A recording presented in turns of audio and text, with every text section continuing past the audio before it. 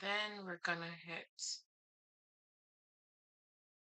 Yay, we are live. We are live. We are live. We're live. Welcome in. There it is. It's muted. Unmute. Okay. Testing microphone. Let me know if you guys can hear me just fine. I'm improvising tonight. My camera decided it wanted to do something different, so we're just going with the flow tonight, okay? Um, Welcome in, guys. Welcome in. Welcome.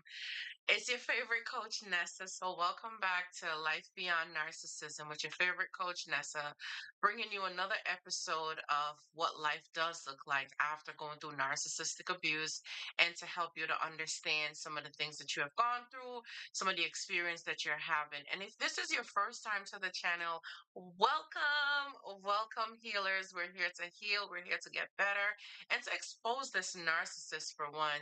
And if it's your first time, welcome to the channel. For my returning subscribers, thank you guys so much. We've gone over 1,000 subscribers, and I couldn't have done this without y'all.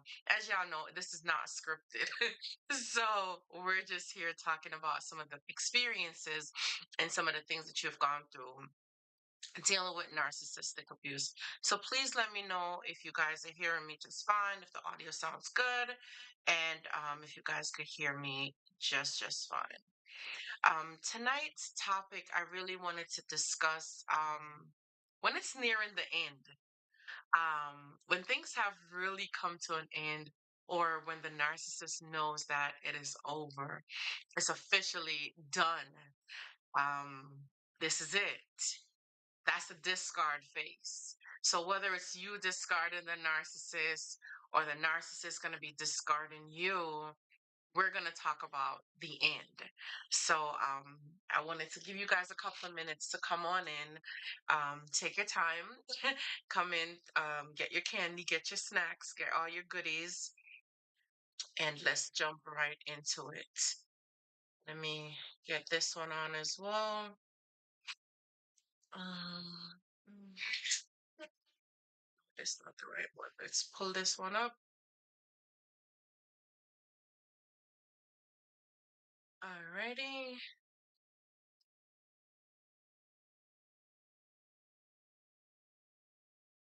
Alright. So I'm hoping this one is good too. So if you guys want, you can also join me live on my YouTube. Oh, wow, this is kind of heavy. On my YouTube page as well. On my TikTok, sorry. So for those of you who are on TikTok, please feel free to join me on my YouTube. And the same thing, YouTube, feel free to join me as well. I think I got both of them set up. This one is a bit heavy. This one is a bit heavy. Okay. This one is new, so I'm trying to figure it out. Hold on, let's see. But I don't want to give you guys such a view like sorry guys. I'm trying to set this TikTok up. But you know what? Let me put it over here. Let me put it right here. I think that should be good enough. There we go. Yes. Sorry about that, guys. Now I think it's pretty good. Now I could actually go ahead with this. So welcome in, guys. Welcome in. If it's your first time joining my live or joining the channel, it's your favorite coach, Nessa. I talk about narcissistic abuse, help people to understand what narcissism is and how to hey Razor Man, thanks for coming in, but just gonna be doing some teachings right now. So I help people to understand what narcissism is, how to overcome it, how to heal from it, and really and truly how to spot a narcissist. Many people are going through narcissistic abuse and they don't know how to leave out of it. They don't even know that they're actually with a narcissistic person. So thank you guys so much for hanging out with me tonight and taking the opportunity to talk with me tonight. Tonight's topic really is about the end. What does it really look like when you're at the end? And they know that this is the end of everything. The relationship is over. It's done. There's no coming back. There's no return from it. what does a narcissistic person normally do when they're at the end of it, knowing that this relationship is over? The first thing and foremost is that they're not going to give you closure. So get that out your head. If you're thinking that they're going to tell you that it's over or tell you that, they're done, welcome in, guys. Welcome in. Thank you so much for joining. Welcome in. Thank you. Thank you so much. If you think they're going to tell you that it's over, you're in for a surprise. Oftentimes, a narcissistic person is not, hey, Boston, hey, sis, welcome. Haven't seen you in a while. They're not going to tell you that it's over. They're not going to tell you that the relationship ended and they're moving on to somebody else. No, they don't give you closure because they want to keep that door open and the access open to you so that they can always have a place to come back and a place to revert back to. So they leave that place. Hey, sissy, I'm good. How are you?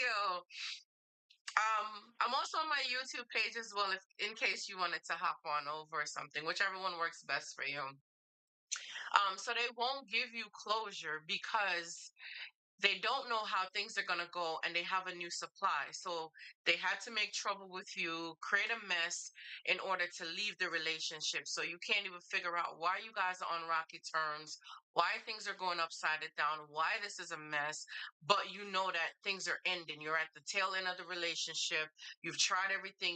You've exhausted all your options. You've asked them to change numerous a time. Welcome in. I appreciate you. Greetings. You've asked them to change numerous a time and to correct their behavior, but it's not something that they're willing to do. What's up, Philip? I'm sorry. What's up, Philip? I lost your name there for a second. Welcome in. They're not going to give you that closure because they don't know what life is going to look like with their new supply now. So they have somebody new that they've lined up to start a new relationship with and to, be involved with. So that's the reason that they had to create a mess. They had to, disrespect you, treat you poorly. If you guys could tap the screen for me, I'll absolutely appreciate that. Thank you so much. They treat you poorly so that you can be upset with them because they need to create friction in the relationship. Thank you so much. They need to create friction in the relationship to divide you guys so that they can get their opportunity to go about their own business and to do what they need to do. So they have to pick an argument with you. They have to start a fight. That's going to give them the leeway to leave. That's going to give them the leeway to leave out the relationship. But in reality, they have a new supply lined up. Thank you so much for tapping. I appreciate you so much. Thank you. They have a new supply lined up. So you're not going to get closure. They're going to starve you closure because they can't end things with you. Because if things don't work out with their new supply, they're coming right back to you. So if you ever notice sometimes you're in an argument with the narcissistic person, they leave you for about a week or two, and you think that things are over between you guys because the way how things ended abruptly, it was nasty. It was a big fight. It was a powwow. They packed up and leave, and they always threaten you. Oh, I'm leaving. I'm not coming back. I don't want to have nothing to do with you. You're done. You're this. And they call you the worst things ever, the most nastiest things that you're thinking to yourself, there's no way you're going to come back after this. We are absolutely done. We're going about our business. We're doing our own separate things. And there's no way that you're going to come back. Like there's no coming back after this. Well, if you're with a narcissistic person, you're wrong. They're coming back because they have to see how far they're willing to push the boundaries. They want to see how low you're willing to go, how low your self esteem is, and how much they have damaged you. And they want to know if this is really and truly the final straw. So they're going to go the extra mile to be nasty with you, to be disrespectful with you, and to make you feel less than. And while they're doing this, they're preparing to come back. So they're leaving you in a state to feel crappy and nasty about yourself, but not giving you closure to tell you that it's over in a proper way. They're actually making room to come back at a later time. They don't know how things are going to go with the new supply. They're going to throw it in your face to make you feel horrible. They're going to flaunt it on social media. They're going to have it displayed all over to sabotage you, even though you're not in a relationship. Thank you so much for the follow. I appreciate you. even though you're not in a relationship with them no more, things are done, you think that this is the end of it. That's not how a narcissistic person works. They have to leave the doors open because they need to return later. When that new supply starts to figure them out, you're going to start getting phone calls from them. You're going to start hearing them trying to work their way back in, trying to woo themselves back in, start to hoover you to get back in the relationship with you. And you're thinking, hey, lovely kisses, long time sis, haven't seen you in a long time. You're thinking to yourself that this person finally got it right and they're coming back. That's what you're thinking to yourself, like, they finally got it right. They miss me. They want to come back. They want to have a relationship with me. And they couldn't do without me. See, they had to spin the block. They had to circle back. In reality, think about how much they disrespected you. Think about how they treated you poorly.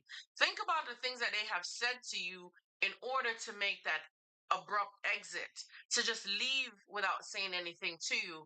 So it's not that they really circled the block to come back to you because they miss you. No, they're circling back because whatever they thought that was going to work out with the other person is really and truly not working out. And that's how a narcissistic person operates. You're left on the shelf, you're recycled. You're left on the shelf and they come back and pick you up or dust you off when they want to. Let alone when you're in the relationship with them, they don't do anything with you. They park you up at home, park you up in a place, and you don't get used because they need you there as backup because they're out roaming and getting all the entertainment and fun from other people outside. That's how it works with a narcissistic person. I remember, let me give y'all a quick story time, right? So I remember like about the last year or two when I knew that things was really over because I was married for 13 years for those of you who don't know. And the last part of it when I knew that things was really over um was when we were supposed to be intimate, right? So story time, okay? So it was supposed to be like an intimate, setting, and I couldn't bring myself to really, be intimate with my husband. I really couldn't do it. I went and I got a bottle of red wine, okay? And I started drinking the red wine because I was drinking it so fast because I wanted to numb myself so that I'll be able to deal with him. And that was one of the worst things that I remember. Like that was like a really low point for me being in that marriage was when I knew that this was the tail end of our marriage. It was really over, and this person is a full blown narcissist. I started drinking and chucking the red wine, just chucking it back so fast so that I could actually just blank out somewhat and be numb and kind of be absent in order to be intimate. Hey, Alicia. Hey, sis. Nice to see you. Um, just drinking the red wine so fast so that I'd be able to numb myself so that I could actually be intimate with him. And I did. I was pretty much numb enough to, go on ahead with business, but I started throwing up. I started throwing up the whole time. I just, because of what I did, like I did that to myself, trying to numb myself and trying to just blank out in order to be able to be intimate with my husband. And I knew that it was really over because of how he had treated me so poorly. The things he would say, just the way how he treated me was really, really nasty. When you're with a narcissist, thanks for the follow, Todd.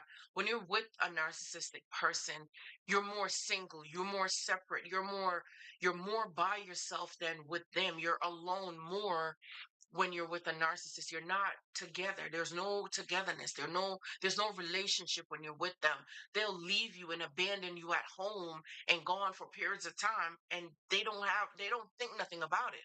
That was one thing that we used to argue about. I used to say it to him all the time that you have a family at home and you don't think you need to call and check in or just to see if we're okay? Like nothing, you leave for 6, 8 hours, 12 hours for the day, and you don't even check in on your family. So there's so much disconnect. So when it came time to really handle business, thank you so much for tapping the screen. I appreciate you. When it came to handle business, it's not like I didn't want to. It's I was There was so much of a disconnect that there was really nothing to really connect to. There was no emotional connection. There was no physical connection. There wasn't anything there. And I drank that bottle of red wine so fast in order to numb myself so I could be intimate with him. And that was, I remember in the bathroom throwing up the whole time, just throwing up, and I felt crappy. I felt horrible. But that's when a narcissistic person feels good. In that moment, when you're throwing up and they're coming to rescue you, oh, they feel so good that yes, look at you now. Look at you needing me, needing my help. You can't do this without me. That's how they feel in that moment when when you start to throw up or you're feeling sick and they come to your bedside or they come to your aid. That's when they use this as a leverage. Thank you so much for the follow. I appreciate you. That's when they use this as leverage because you need them now. So I remember throwing up and I felt so horrible. And he started cleaning it up. And I was like, I was crying. I was like, oh my goodness, I feel so bad. And he was like, why you feel so bad? Like, you're my wife. I'm cleaning up for you and stuff like that. That's not a problem.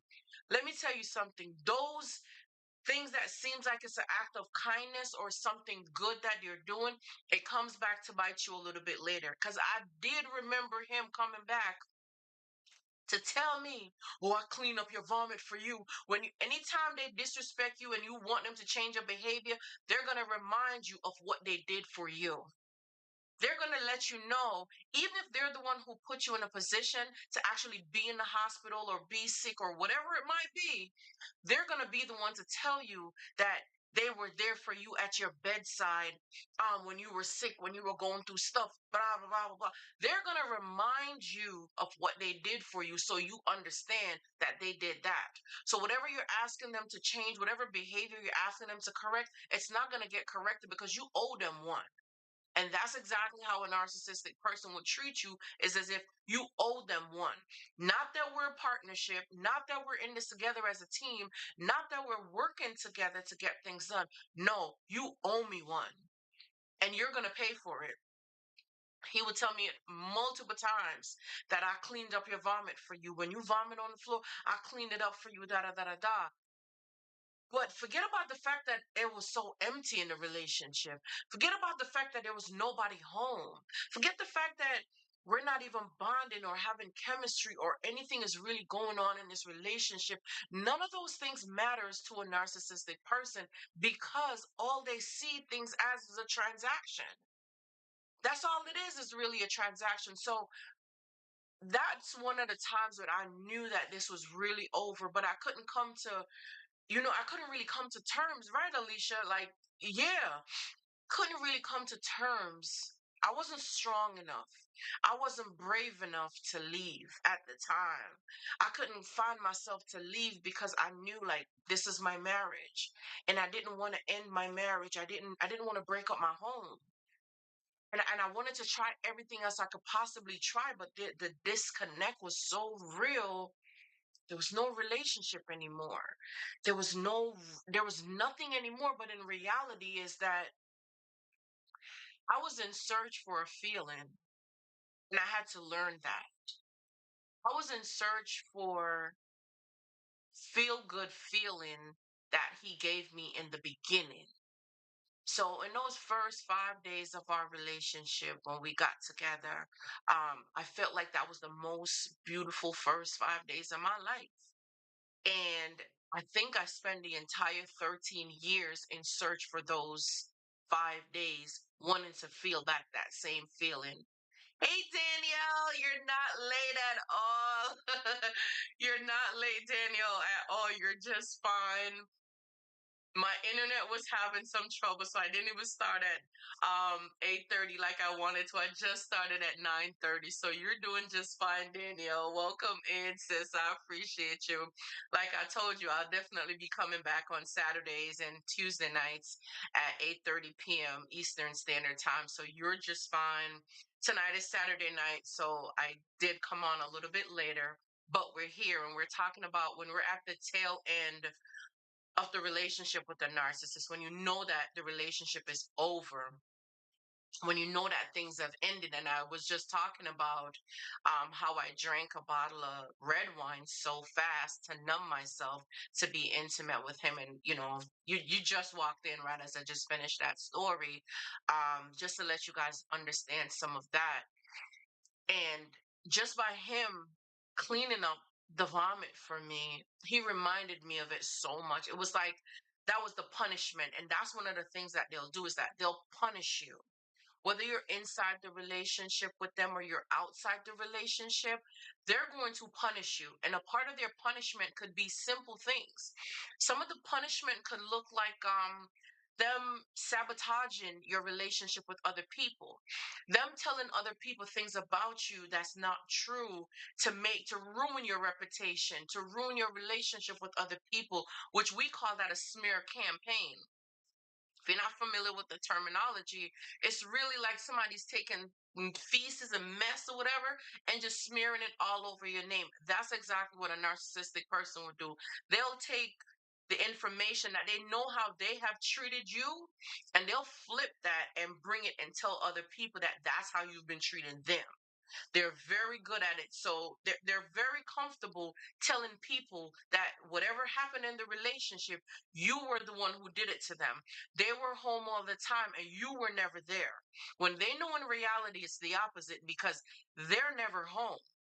They're always out looking for a new supply. And if you have to work and they're at the house, they have multiple different social media accounts where they're looking for their next victim. They're looking for a new supply, because a lot of times what happens is that we become so emotionally insecure, so that when someone starts to give us these small little compliments, we gravitate to them so well. And that's something that they do, is to find that, notice you start bonding with them on the phone so fast, and you just can't seem to get away from them, because they want to get you hooked, because that's how they formulate these relationships, these emptiness, because they prey on your emotions. So learning how to really validate yourself and not seek validation from them would help you to get over hurdles like that and to deal with situations like that. So they're not going to give you closure. A narcissistic person will not give you closure. They'll not tell you that things were over, because they got to circle the block. They got to come back after whatever's going on with the new supply. So the new supply is going to eventually start figuring them out. And they have to have everyone stacked up on a shelf. So you might find that somebody's calling you constantly, and they'll probably just do a one check in. Or you don't love me no more, or you don't want to talk to me no more, you don't miss me. I'll be thinking about you, knowing well they just hurt you and treated you poorly and stormed out, left you, and you think that the relationship was over and it was never coming back. Like there was no way you were going to recover from it. And they want to talk to you as if nothing happened. They just want to have a full blown conversation with you like nothing happened. Like they didn't do what they just did. Like that didn't just happen. Like they didn't just disrespect you, told you about your mom, told you about your dad. Hey, Larry, like they didn't cuss you out. Hey, Chelly, what's up, sis?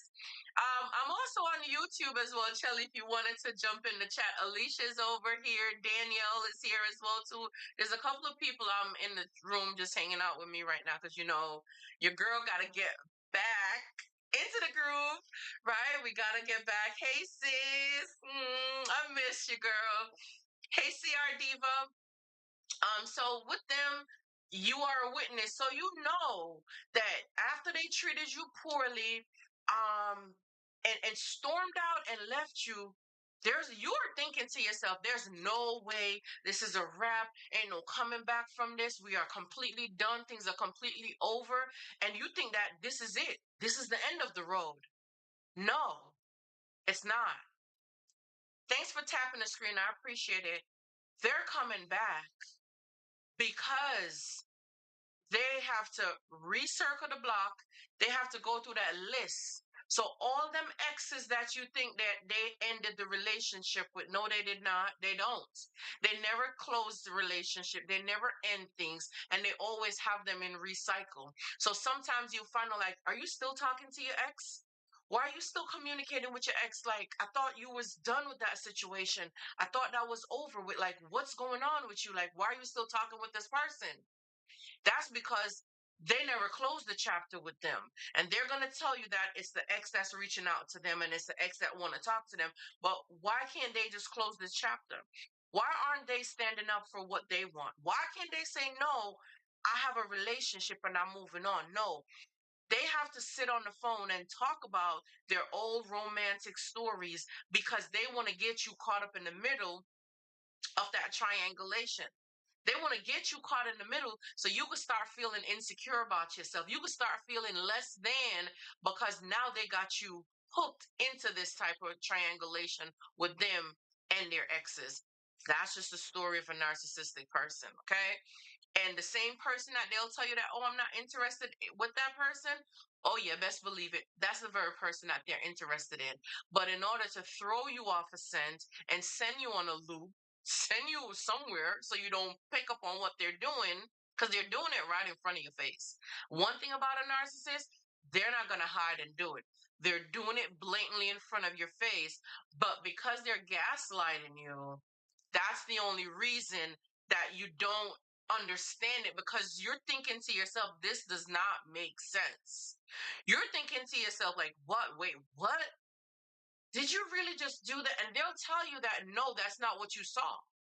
They'll gaslight you and tell you, no, I wasn't texting anyone. That's not what you saw in my phone.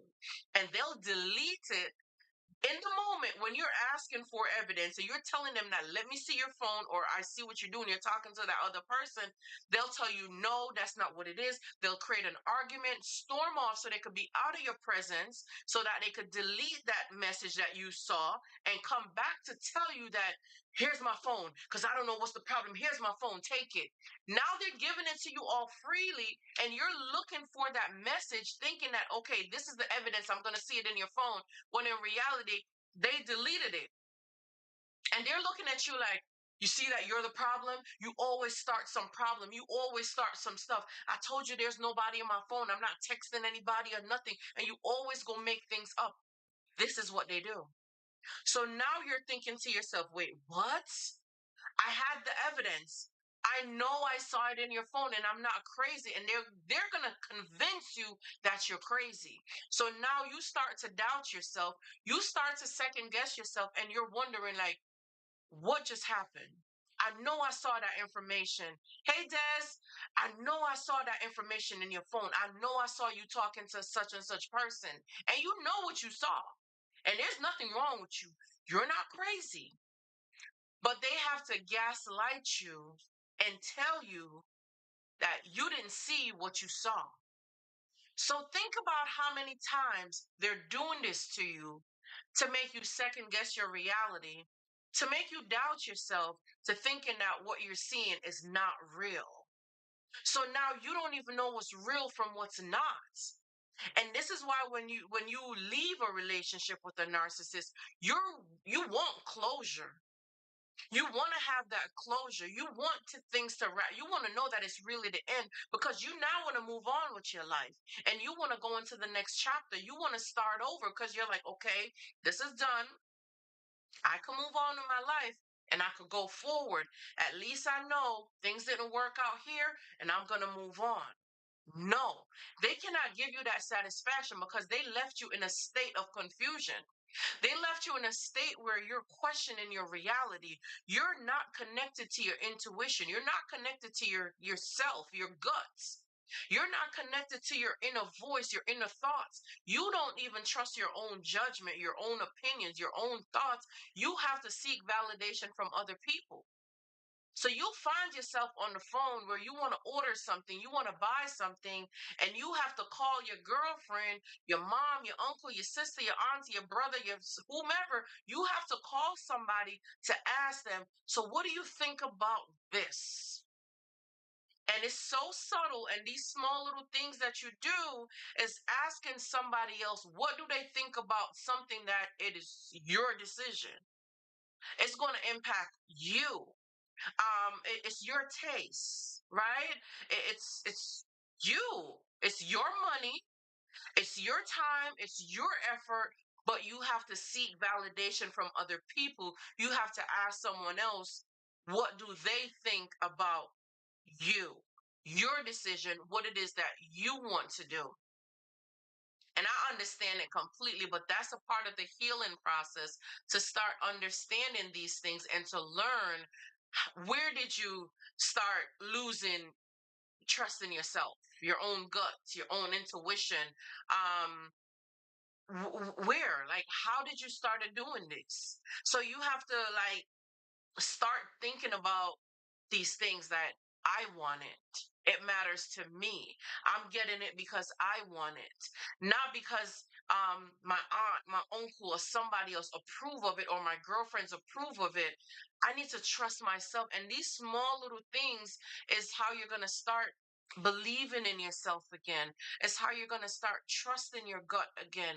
You're gonna start making decisions and standing by them, because of how many doubts the narcissist has planted in you. So now you're uncertain about the very little things that you do, the very decisions that you make, you're uncertain about them, because you're looking to them, because they have been steering your ship the whole time. So you're looking to them for guidance. You're looking to them for information, because they've gaslit you so much that you don't even believe the things that's happening in front of you to be real, unless the narcissist says it's so. Even though they're lying blatantly in front of your face, you don't know lies from the truth anymore. So now you can't even make decisions for yourself. You have to seek validation from other people. And I know it's a tough walk. I know it's challenging, but like Alicia said, it's giving yourself closure. When you start to end it for yourself, you start to accept the fact that this didn't work. You grieve the loss of that relationship, and you start to understand that this didn't work. I'm gonna have to close this chapter myself. I don't want to be treated like this anymore. I'm tired of somebody disrespecting me. I'm tired of you not coming home. I'm tired of you treating me poorly. I'm tired of you making me feel like this. I'm tired of this feeling. It feels so empty. It hurts so bad, the way how you speak to me, the way how you disrespect me, the way how you come in and drive fear in me, and I'm walking on eggshells every single day of my life.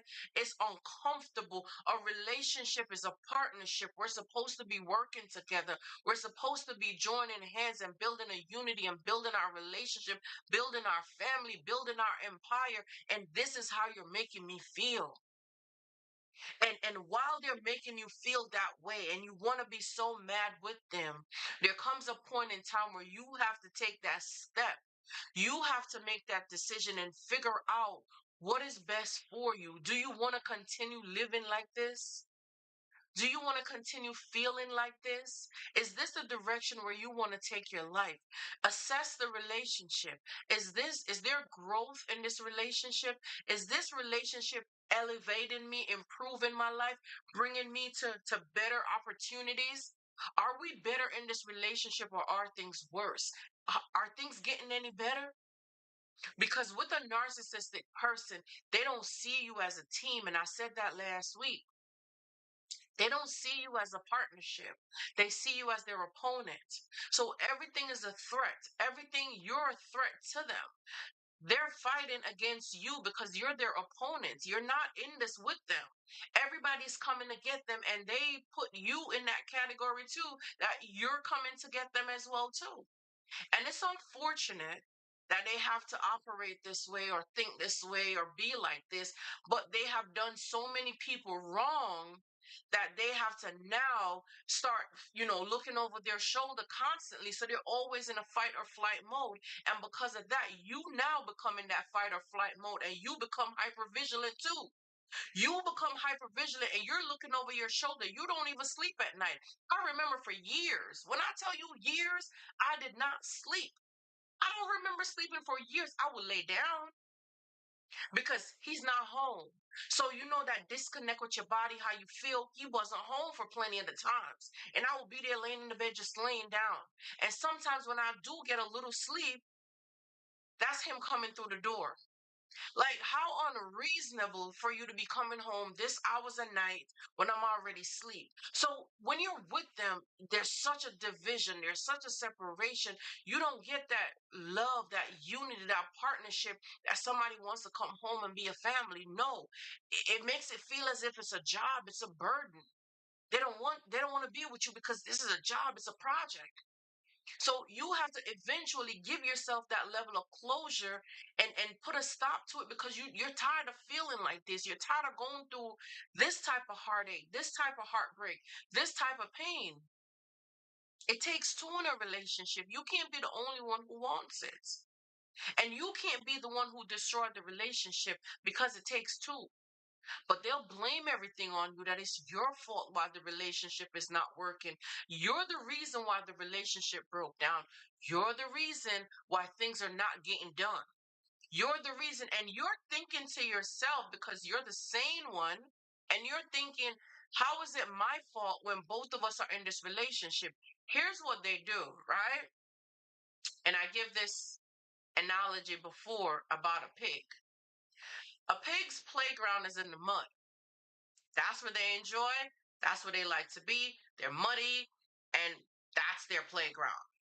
You're in all white. You're nice and clean and all white. And you decided that you like that pig over there. You go and you pick up the pig and you clean off the pig and you wash him off. You pick them up, wash them off. Now the pig looks nice and clean. The pig now goes back into the mud, and you're thinking to yourself, what is wrong with you?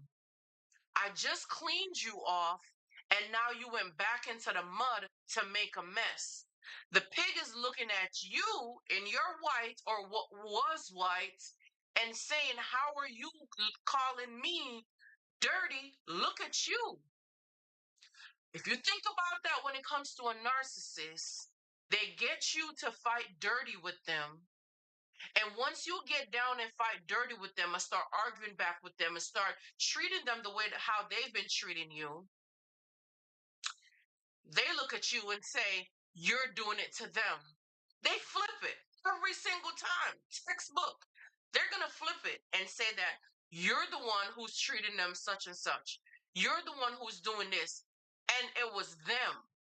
But once they got you on board, even if it was one time to engage, that's all they want for the record is you engaging with them at least once. Now they can blame you for the whole thing. It's your fault. It's like the kids going and stealing the cookie and, grabbing the cookie. And the first one got the cookies and no crumbs. They're good. The second one come now and got caught just by opening the jar. Didn't even take a cookie, but just by opening the jar. Guess what? Guilty by association.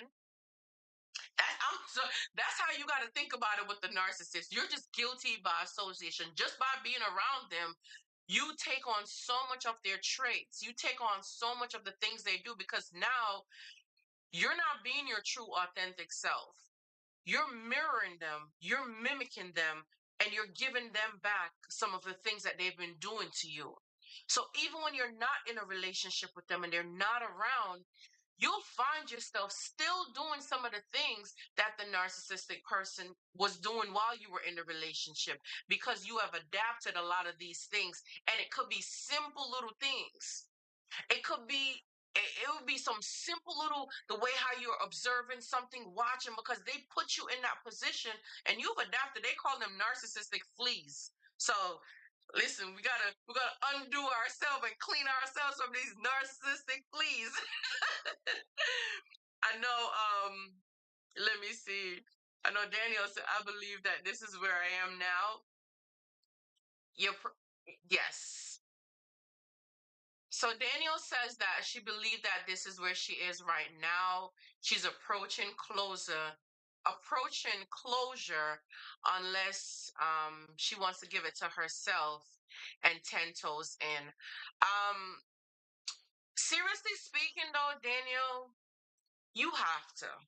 You have to give yourself closure because the narcissists won't. They won't. But they're not done with you and they're coming back, okay?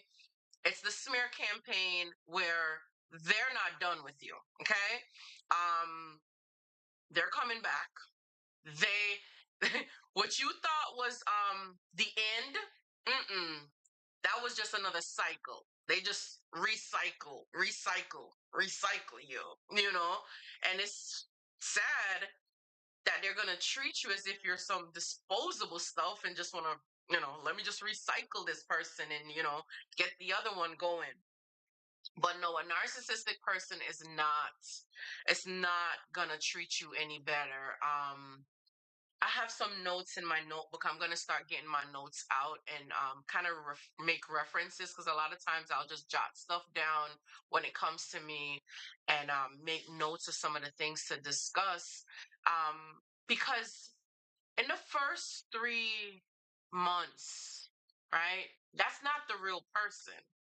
In the first 3 months of the relationship, we're getting to know them.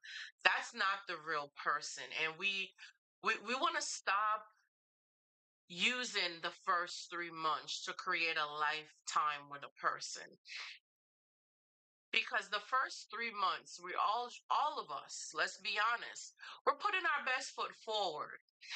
We're showing the better half of us, the better parts of us. That's what we're really doing in the first 3 months. Us, empaths, you do it. Narcissistic people, they do it as well too. Um, so each person is really putting their best foot forward and just want to show their representative. And that's who you're getting many times with the person, even if you're saying that you're being real and you're being genuine. Let's be honest with that for a second. If you have not really done the work and gone through the healing process and gone through the healing journey and is comfortable enough to lose someone and to let them go, then you're not ready to start relationships. You're not ready to really start talking to someone else because it's your representative. And a lot of times when we lead with fear, we overlook a lot of red flags because a narcissistic person is going to test you in the beginning. They're going to do some small little things in the beginning to test your boundaries and to see, is it okay for them to continue to disrespect you or continue to play with you. And every time they'll do a little push and do a little something a little bit more. It might start being that they would start, slowing down on phone calls that they were giving you before. And just that little change, you might not notice it, but then they'll start to give you excuses, or you'll start to fill in the blanks for them. Oh, maybe they're just busy, or maybe they're caught up, or maybe you start to fill in and make excuses for them when they start to drop the ball. And that's when you're supposed to realize that if they're showing me these behaviors now, then they're preparing me for what the relationship is going to look like long term with them. And I shouldn't be making excuses for them. I shouldn't be filling in the blank for them. I shouldn't be guessing where they are. If we haven't spoken or they haven't spoken to me all day, that should be alarming, because if you're in a relationship with a person and you going the whole day without talking to them, do you really care about them like that? Mm-mm. Mm-mm. Absolutely not. There's no way someone cares about you like that.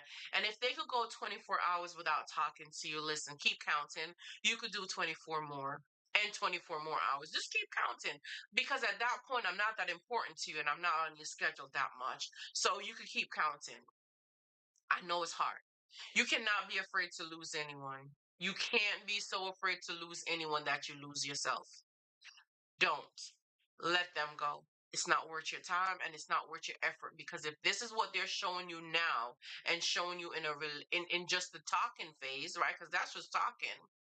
Then what you think years of being with that person is going to look like? What do you really think years is going to look like being with that person? Because if just in the talking stages it looks like that, then what do you think? What do you think you're signing up for?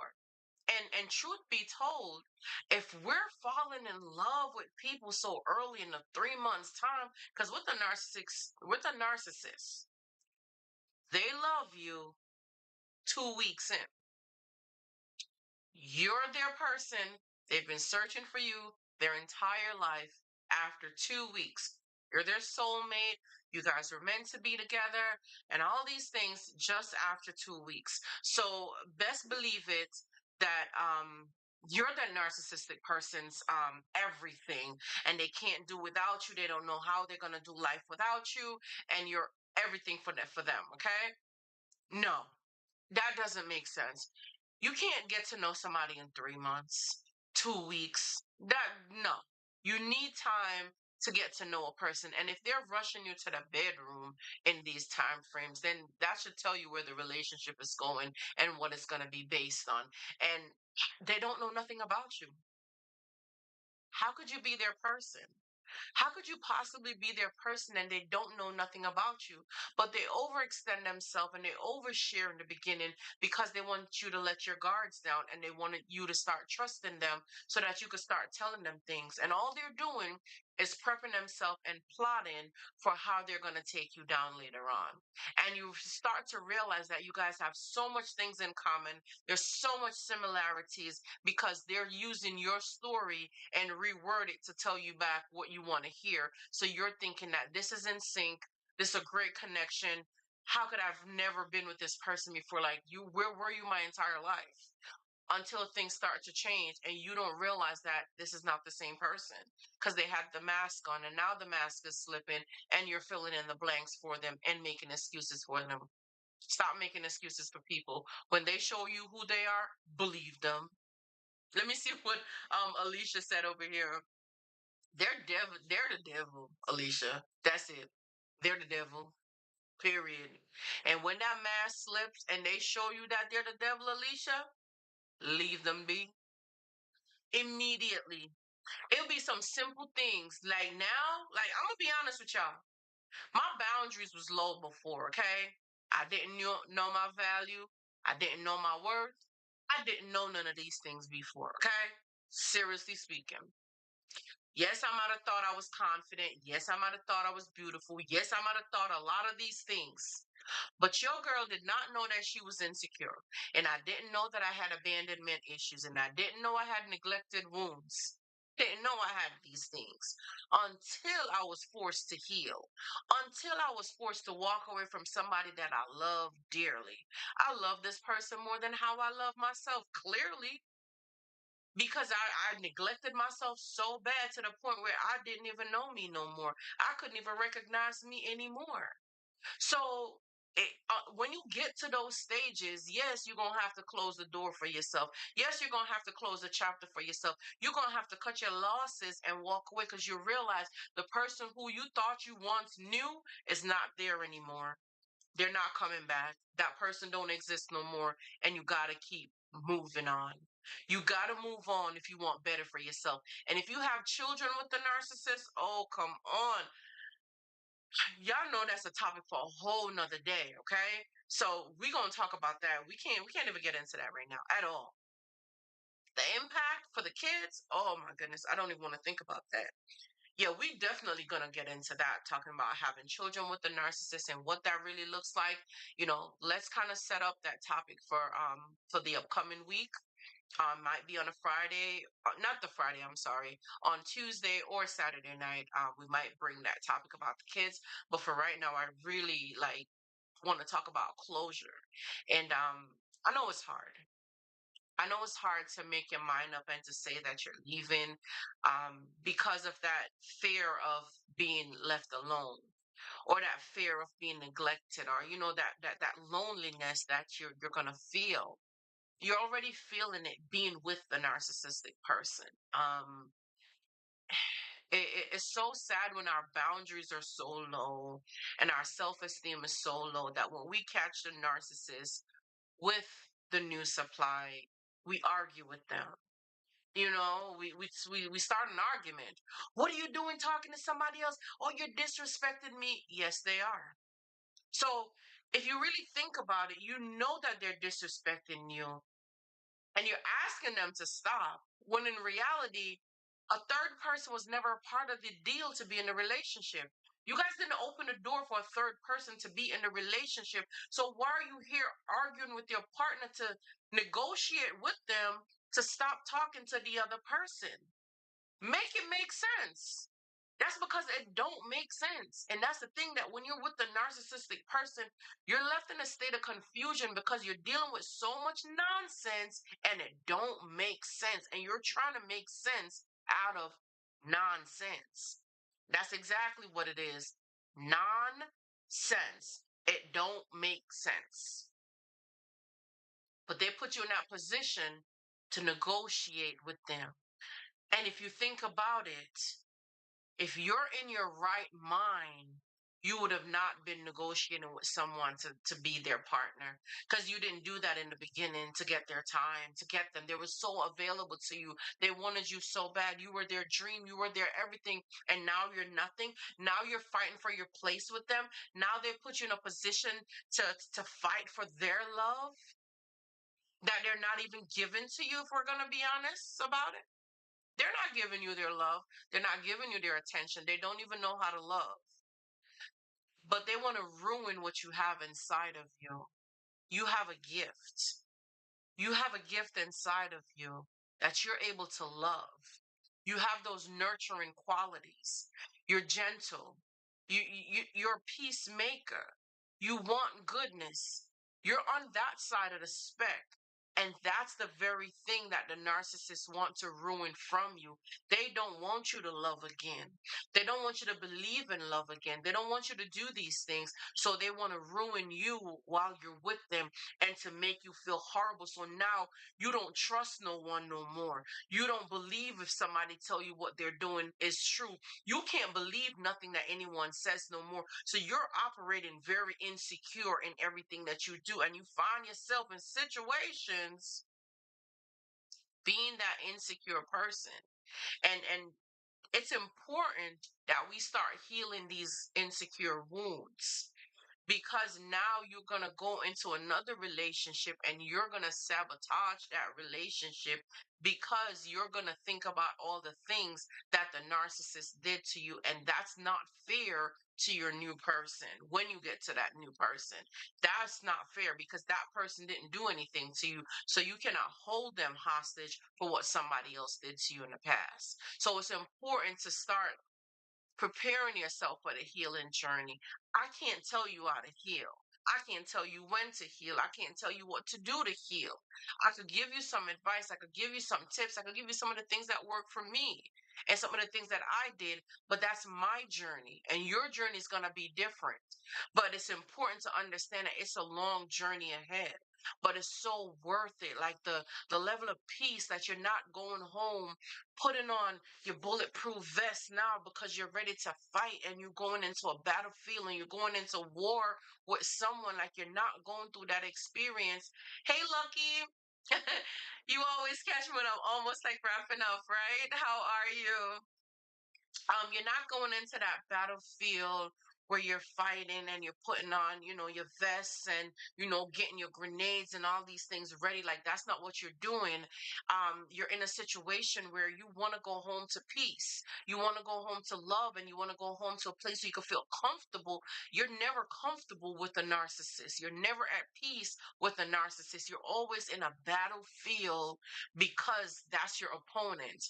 Hey, B Duffy, what's up, King? I hope you're subscribed to my YouTube channel because I'm also live on YouTube, B Duffy. If you click the link in my bio, you'll see my YouTube channel. What's up, King? I appreciate you.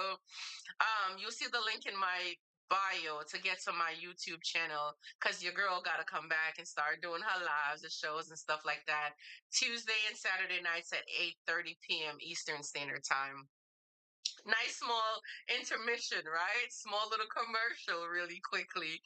Thank you guys so much for tapping the screen, for sharing the live, for just even sitting here and having company with me tonight. I really do appreciate your time, and I want to make sure that I bring you guys as much information as possible. Those of you who know me, have seen me in lives, in rooms, and conversations and stuff like that, already understand some of the things that I do and know the perspective that I come from, to bring you guys a lot more knowledge and understanding to get into the mind of a narcissistic person, so that it can bring you closure, because that's something that they don't give you, is closure.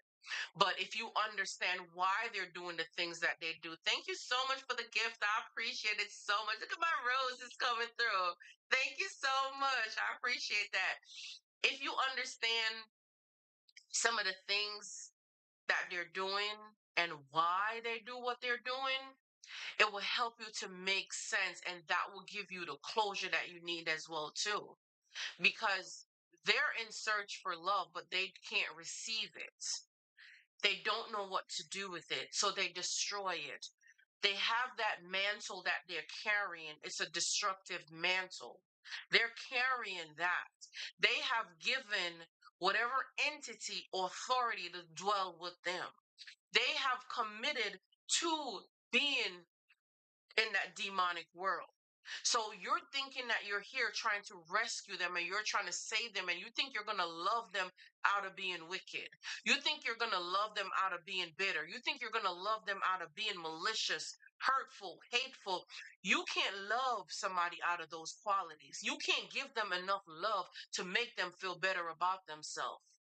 You can't give somebody enough love to do that, because these things are things that come from within. And if you don't have that within yourself, you're constantly outside seeking validation, seeking it from somebody else. That's the reason that a narcissistic person cannot be satisfied with one partner. That's the reason that they need multiple partners, and they're taking energy and spirits and souls from all these other people, and they're transferring all these things, and they cannot be at peace because of all those demons that they have taken on. Now they're miserable within themselves because they have taken on so much identity and given all these entities authority to dwell amongst them. Where there's envy, where there's jealousy, God is not a part of that. He's not. He's definitely not a part of that. And those are some of the qualities and the traits that you see inside of a narcissistic person. Those are some of their qualities. So you'll start to realize that you're trying to breathe life into someone that has given over their life to something else. And it's not you. You're not God. You didn't make them. You didn't create them. So why you're trying to change them? It's not your place. It's not your place to try to change a narcissistic person or try to save them or try to rescue them. The only person you can rescue or save is yourself. The only person you can really rescue or save is yourself. The more you start to learn about some of the fruits of the spirit, which is really self control, that's my favorite. When I tell you that fruit of the spirit, self control, I realize that the only person I could control is myself. So when you're trying to dictate to other people and tell them what to do, that's not going to work. You're trying to fix the narcissist. You're trying to tell the narcissist what to do. Now they show you who they are. You don't believe them. You want to change them. You see how you're the problem? And they constantly tell you that you're the problem because you're not okay with who they are and the version of them that they have shown you. You're in search for the fake facade version that they exposed to you in the beginning that wasn't real. That's why you still believe that they could change. It's not like you're trying to change them. You're trying to ask them for the person that they presented to you in the beginning. That's all you're really asking for.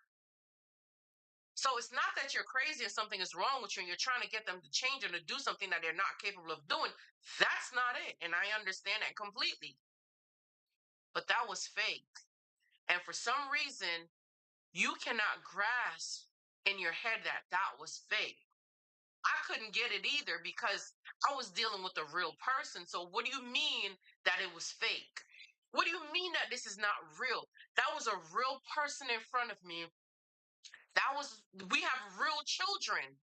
We were really married. Like, how do you tell me that this is not real? How? That was a real person. I had to understand that it's not that the person wasn't real. It's the fake promises and the illusion of what I thought was going to be this life. That's what's not real. So the future faking, the lies that they told you, these things are the things that are not real. These are the things that you realize that they were telling you these things to get you to stay, to get you onto them so that you don't leave.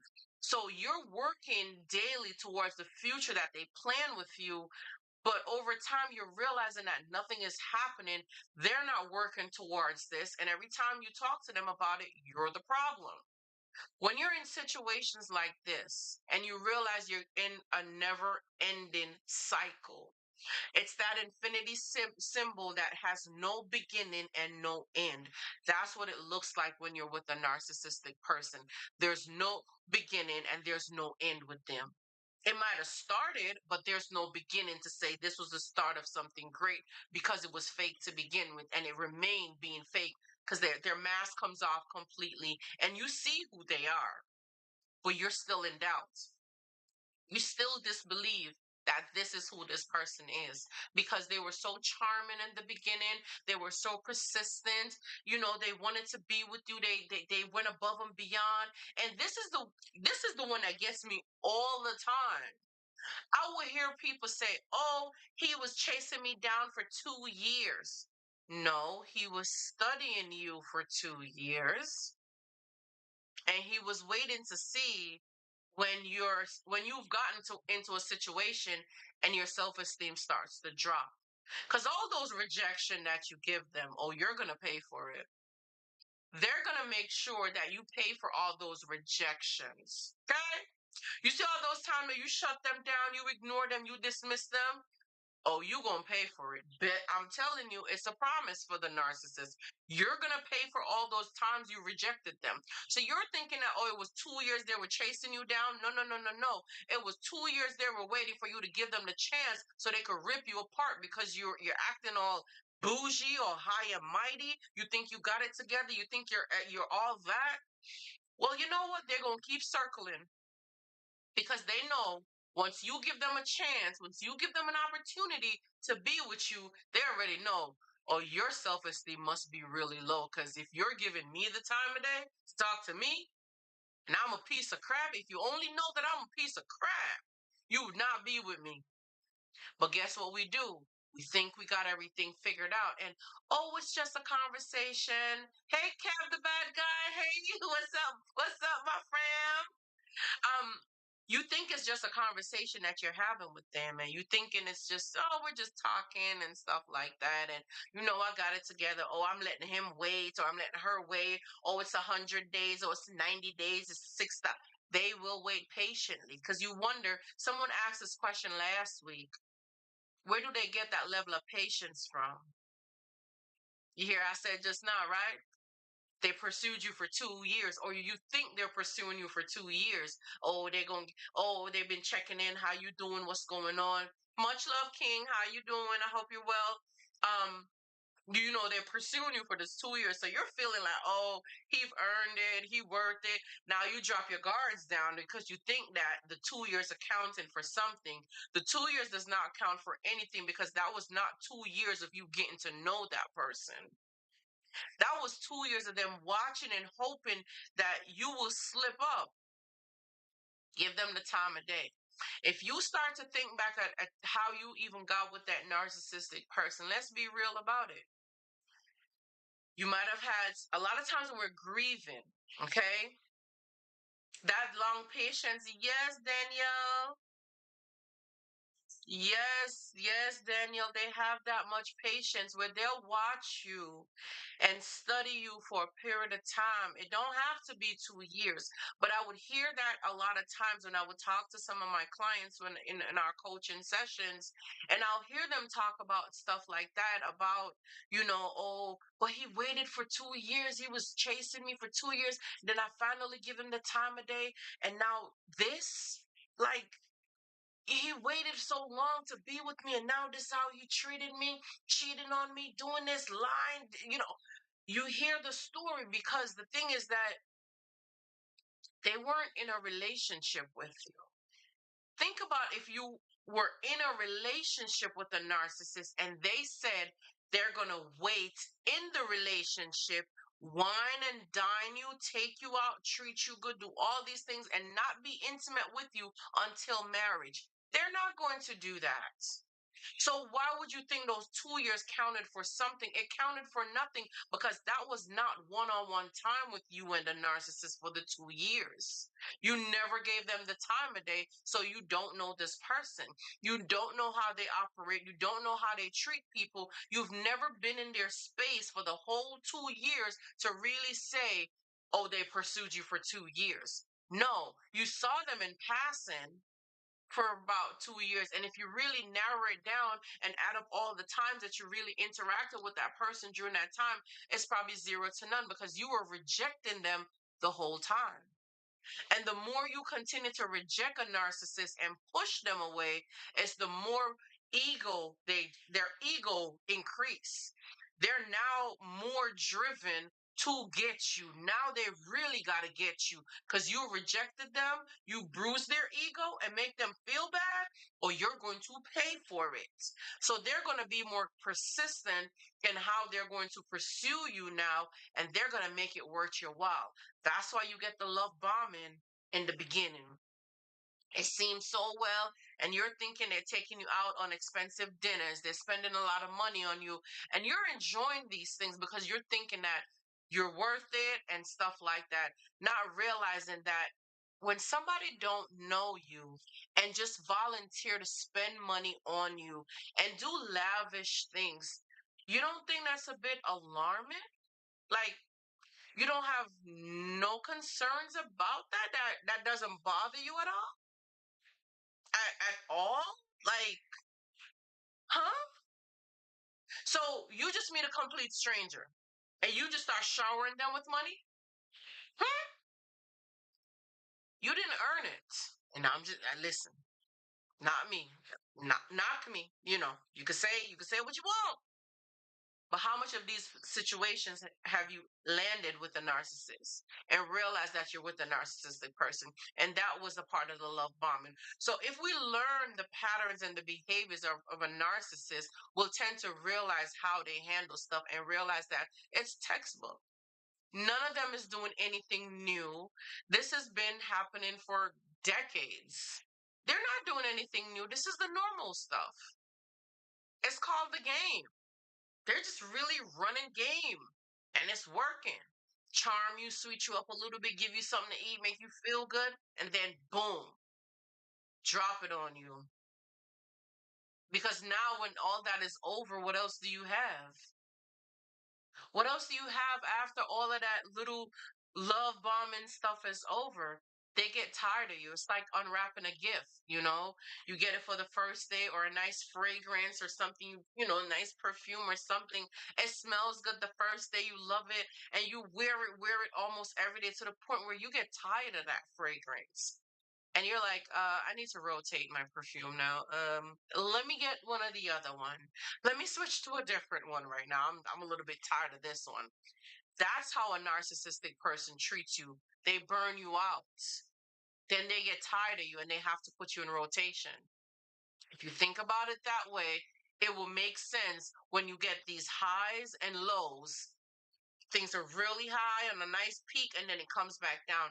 It's like a cycle. Pretty much every 2 weeks, you go through this cycle with the narcissist. Pretty much. Like every 2 weeks.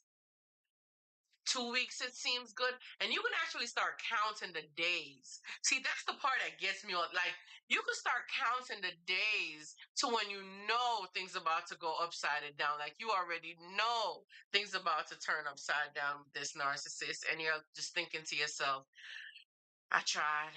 And even when it's approaching the 2 weeks, you're walking on eggshell because you don't even want to mess anything up.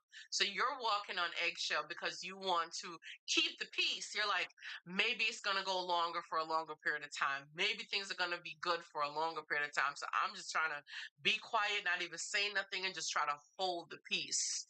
Unfortunately, they're brewing inside, okay? They're sick, they're disgusted, they've been around you for 2 weeks trying to keep it together. They're disgusted with you. They cannot stand you. They do not like you and they want to get away from you. So they have to start picking an argument. The water is too cold that, they ask you for a glass of water. You bring it. Or the water is too cold. It's not enough ice. Or it's too hot. but you ask for some tea. It's too hot, it's too warm. Or you ask for a glass of some ice water. You bring, oh, it's too cold. Say what? This is what they do. You can never do anything right. This is what they do. And they kick it back to you just to drive you insane because they're sick and tired of you. It's all a part of the love bombing phase. It's all a part of the beginning stuff. Hey, Kuma. It's all a part of the beginning stage. It's all a part of the love bombing phase. That's all they're doing. That's all they're doing. So whenever you're ready to really get up and leave, it's not an easy thing to do. It's one of the narcissists, their most feared thing. That's something they fear more than anything. So you'll find out that they'll leave you first a lot of times. They'll get up and leave the relationship first. They'll abandon you first. If they smell that things are ending, they start to panic. You always notice them. They start to panic when you're getting frustrated and you start to go quiet. So when you go quiet, it hurts a narcissist. They don't like it.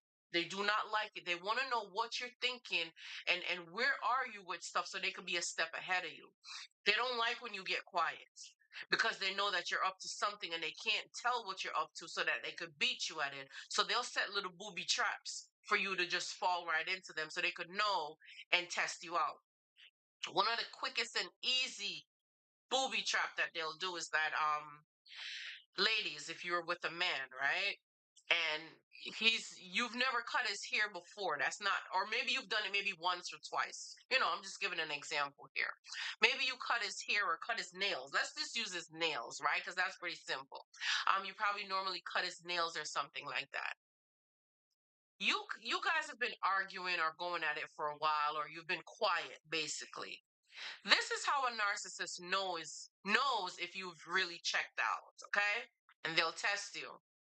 They'll ask you, can you cut my nails? Like it's been such a long time you haven't cut my nails. Can you cut my nails for me? They'll ask you something so simple. And you'll be like, absolutely, I'll cut your nails. And you'll go get the cuticle nail oil, the nail clips, the scissors, whatever little things you need, paper towel, whatever stuff you normally use. You'll gather everything and you're sitting there waiting for the narcissist to come for you to cut their nails. They'll sit down, watch the TV, ignore you, start an argument, and then get up and leave, knowing that they asked you to cut their nails. And it be so small, it might be something similar because you guys have different experiences. But I'm talking about the behavior. If you think about the behavior, when have they done something this similar? That's their behavior. All they're doing, so you understand this behavior, all they're doing at that time is they're testing you to see if you're completely checked out. That's what's happening with a behavior like that, where they'll ask you to do something for them, never show up for you to do it, disappear on you, or just blatantly act like they didn't ask you to do something. And then they bring it up at a later time to argue with you about it that they asked you to do something for them and you never did it. It's to create confusion, but you're left in a state of confusion. But for them, they're just testing you. That was just a test. They want to make sure you're not really leaving them. So they have to do little things to get you miserable because when you're miserable, you will stay. But when you're too quiet, they can't figure out what's going on with you. And they're scared that you're actually going to be leaving or, you're probably going to do something and they're not ready for it. So they have to throw you a little, monkey wrench or something to kind of throw you off balance a bit, get you worked up, get you confused so that they keep you hanging around for a little bit longer time. This is just what they do. They have to test you periodically. They have to make sure that you're still there and you didn't check out completely. It sucks. It sucks dirt, but it's a part of their game because if they can keep you hostage mentally, you're a prisoner to a narcissist. So their way to control you is to be in your mind. That's the one place that a narcissist wants control over you is in your mind. When they could create chaos and confusion in your head, it works for them. They've gained full access to you and they've gained full control. You might be asking, why would they want to do something like this? Like, why? The reality is, you trust them. You trusted somebody that you didn't get time to know. You didn't take the time to know them. And you trusted them with your life. You trusted them with your most vulnerable parts of your body. You trust them with your most prized possession. If you have children or valuable or things, you trust them with these things. And they came in with no recommendation. You just gave them full access to you, free reign over you, and you don't think that they're going to do whatever they want, because now it's like you're saying, I needed a puppet master, and they came in and took the job. They weren't qualified. They didn't show you that they qualified to be that person. And a lot of times now I hear people talk a lot about vetting, that you need to vet this person before getting with them. And I totally agree with that. Vetting is very important. But how long do you vet a person for? What is the vetting time, the vetting period? All of these things, that's a part of your process, the healing part, and the other part of things. Hey, gorgeous Walls. Wale, and listening, and I'm spot on. Well, thank you for dropping a comment so I can shout you out, gorgeous. Thank you so much for dropping a comment. I really like to know who's in the room. Thank you guys for liking the screen, liking the video, even telling me sometimes where you guys are joining in from. I always love to know who's in the room so I could give you guys a shout out. I want to acknowledge you and let you know that I see you, and let's have the conversation, because when you guys talk about stuff and share things with me, I can also, relate stories of things that I've gone through or things that I've had conversation with clients as well too. You're in Cincinnati. Oh, nice. I've never been to Cincinnati. I'm in Florida. So I used to live in New York. I just moved to Florida about a year now. And it was rough the first year, not in a bad way. But I wasn't sure if I made the right decision. So I was kind of scared. I was kind of worried a bit. Because I had divorced my narcissist and stayed in New York for a year after the divorce, did some healing work, maybe about a year or two, and then I moved to Florida here. So for a whole year now. So I wasn't sure if I made the right decision, but those are some of the things when it comes to leaving the relationship and getting your own closure. These are some of the things that's necessary that you want to do. But take your time, go through the vetting process when you're ready to vet and to start dating again. But for right now, um, I don't think you're in a position to really start dating again right now.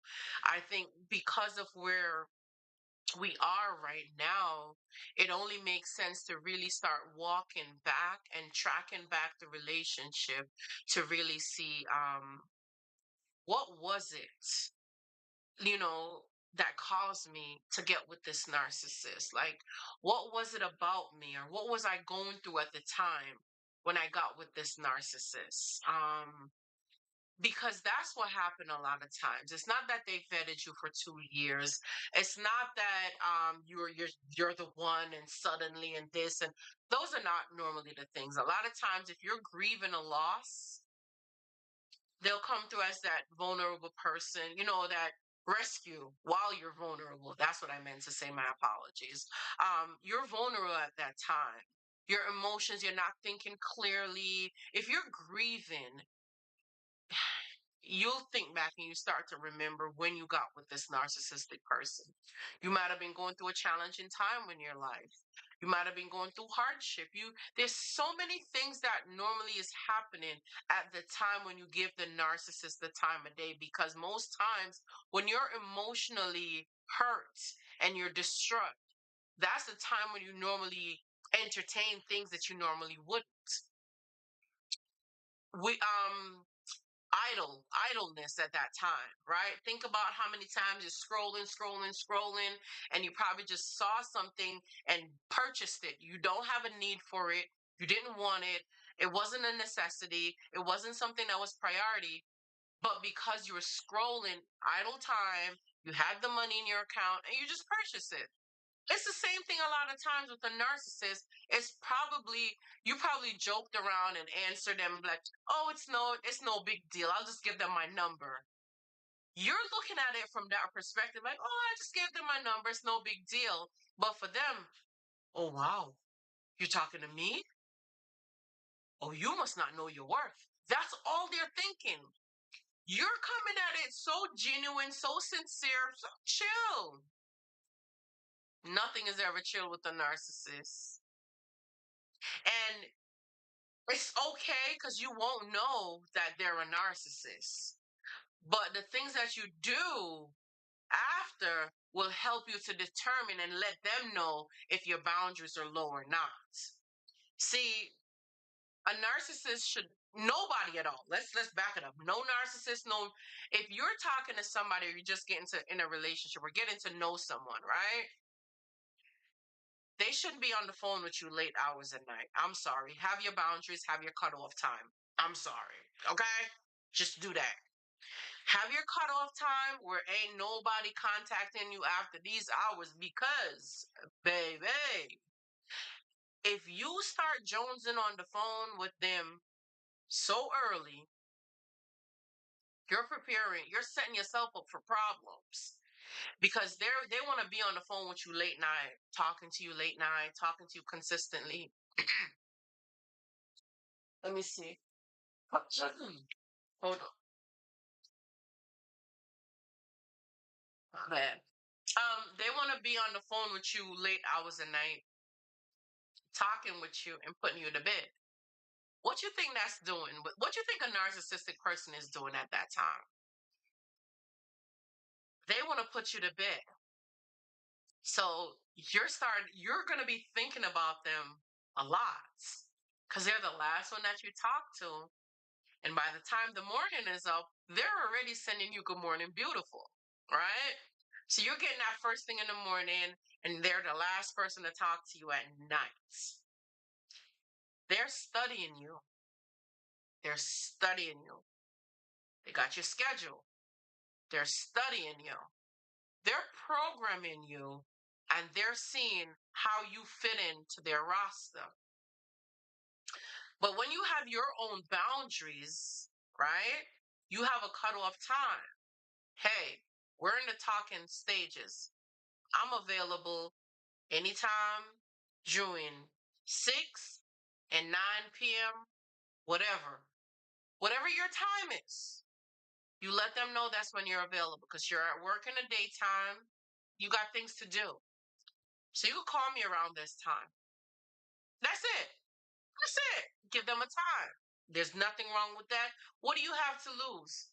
Because the person that respects and value you is going to understand that you have boundaries. Okay? That you value and respect yourself. And some of them will play the game too and stick with the time that you gave them or whatever it is, they'll do it. But this is in the talking stage. You shouldn't be that hung upon getting to talk with somebody. You should not want that person around so fast. You should not want them like they weren't doing anything else before they met you. It's just you in their world. And that's what a narcissist do. Make you feel as if there's nobody else that they're talking to and you're the only person in the world and they're giving you all their time and they're giving you their attention. That's the first red flag. But we skip it, we miss it because they're giving us attention. And the more you take the attention and you're so available, you're not busy, you have nothing to do, they know you lack boundaries. They already know because oh, I'm going to the store. I'm going here. You're reporting to them your every move. For what? For what? You feel pressured and they have a way of doing it. Quick story. When I moved to Florida, it was last year, and I moved here. I met this guy at the Walmart. So I was in there looking for some, because my equipments and stuff like that. I was setting everything up, and I thought I needed a wire or something. It might have been a capture card. Not realizing that my streamer X, I don't know if y'all could see it. But my streamer X right here is my capture card. I didn't know that. I thought I needed an actual capture card. Whatever. So I went to the store looking for a capture card, not thinking anything too crazy of it, just looking for the capture card. Um, when I got back home, I realized I already had it. But long story short, the guy was there offering to help me, talking about stuff, talking a little bit of stuff, and then he was like, I think you're a really beautiful woman, and I would like to get to talk to you sometime or something. You mind if we exchange numbers? I said, okay, no problem. Like I said, these are the simple things you'll do. No problem. Let's exchange numbers. Let's talk. Simple things. It'll be so simple. It's nothing. You would never know. But like I said, it's what goes on afterwards that's gonna let you know who you're really dealing with. So I exchanged numbers with him. He didn't message the same day. The next day he messaged and said, hey, it's such and such that you met at Walmart. Just wanted to check in with you to let you know that I didn't find what I was looking for at the Walmart either, but I got it in Orlando at another location, blah, blah, blah. How's your day going? And then he sent me a picture of himself. So what they'll do is they'll initiate, okay? They'll initiate. He sent me a picture of himself and he was like, oh, send me a picture of you. I didn't respond. Then he sent back another message. I'm heading to such and such right now. Where are you going? What are you doing? You see how simple that is? Oh, that was it. I never responded back ever again because that's all I needed to know who you are. You don't know me, right? So you're sending me your picture already for what? And you're already asking me where am I going, and you're telling me your whereabouts, what you're doing. That's how they get you. Okay? They start off first giving you information. It's like they're overextending themselves to you because that's the game. It gets you comfortable. It makes you feel like, oh, they're telling me about them so I can share me. No, you're a stranger. I don't know you. Why do I need to share that information with you? No. Immediately, I didn't even need to block him. I just never responded. I don't have time to block. For what? My no response is good enough. Mm, that's it. I don't have nobody in my phone blocked. For what? No response is my response. And no is a complete sentence. So I had to learn these things. No.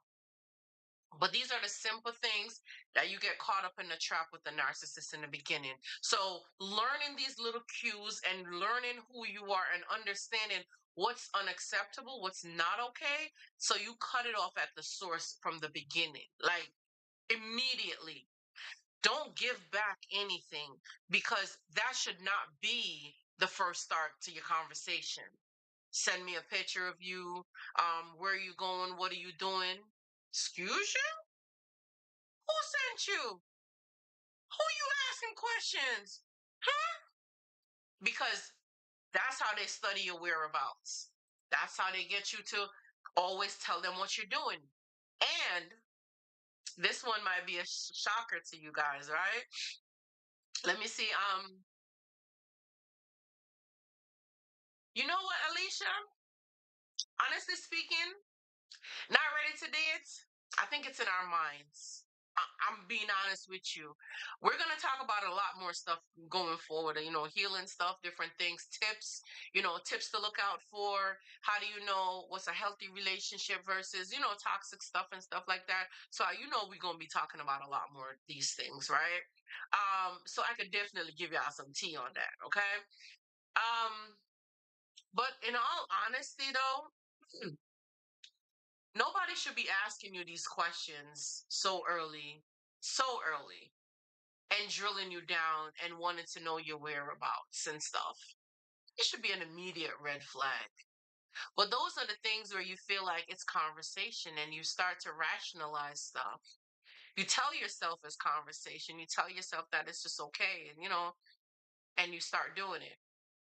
But here's something that happens even after you're no longer in a narcissistic relationship. And I find people doing this a lot. I'll start off and tell my clients, hey, You don't owe anyone any explanation. You don't have to explain yourself. So, easy one, right? You're on the phone talking with your friend, right? Say, hey, Alicia, me and you on the phone talking, Alicia, and we're here chatting and we're just having a conversation, right? Um, I'm getting an incoming call now. I know who's calling me. It's Daniel calling me, right? Yeah, listen, Daniel, you're gonna see that I'm a whole trip, okay? Alicia would tell you I'm a whole trip. Um, but Daniel is calling me on the line. I'm already on the phone with Alicia, and we're here talking. And yeah, Alicia, hold on a second. I'm getting a phone call. Oh, Danielle is calling me. Oh, hey Danielle, how you doing? Da da da da da, blah blah blah blah. Well, yeah, I'm on the phone with Alicia, so I'm gonna call you back. All right, I'll talk to you in a few. Hang on. Oh, yeah, Alicia. Sorry about that. That was Danielle. She just called me. She wanted to know, if I'm going anywhere today and what I had plans. Stop doing that, y'all. Serious. Cut it out. Cut it out. Mm-mm. The narcissist had you programmed. Stop doing it. That's how you're gonna start building back your boundaries. That's how you're gonna start building back your self esteem. Okay, cut it out. Stop over explaining. Stop. Listen. Cut it out. Okay. Can I put you on hold for a second? Hold on a second, Alicia. I got an incoming call. Just hold a second. She says yes. She agrees to hold on for a second. She hold a second. You acknowledge Danielle that was calling, and you talk with Danielle, and you let Danielle know you're in the middle of something right now. Give you a few, and you call her back. Danielle is okay with that? Fine. As a matter of fact, if you don't want to pick up the call because you're in the middle of talking to somebody else, then you finish this phone call, and when you're done, you'll get back to Danielle. If it's an emergency, Danielle will call 911. You see how that works? You see how that works?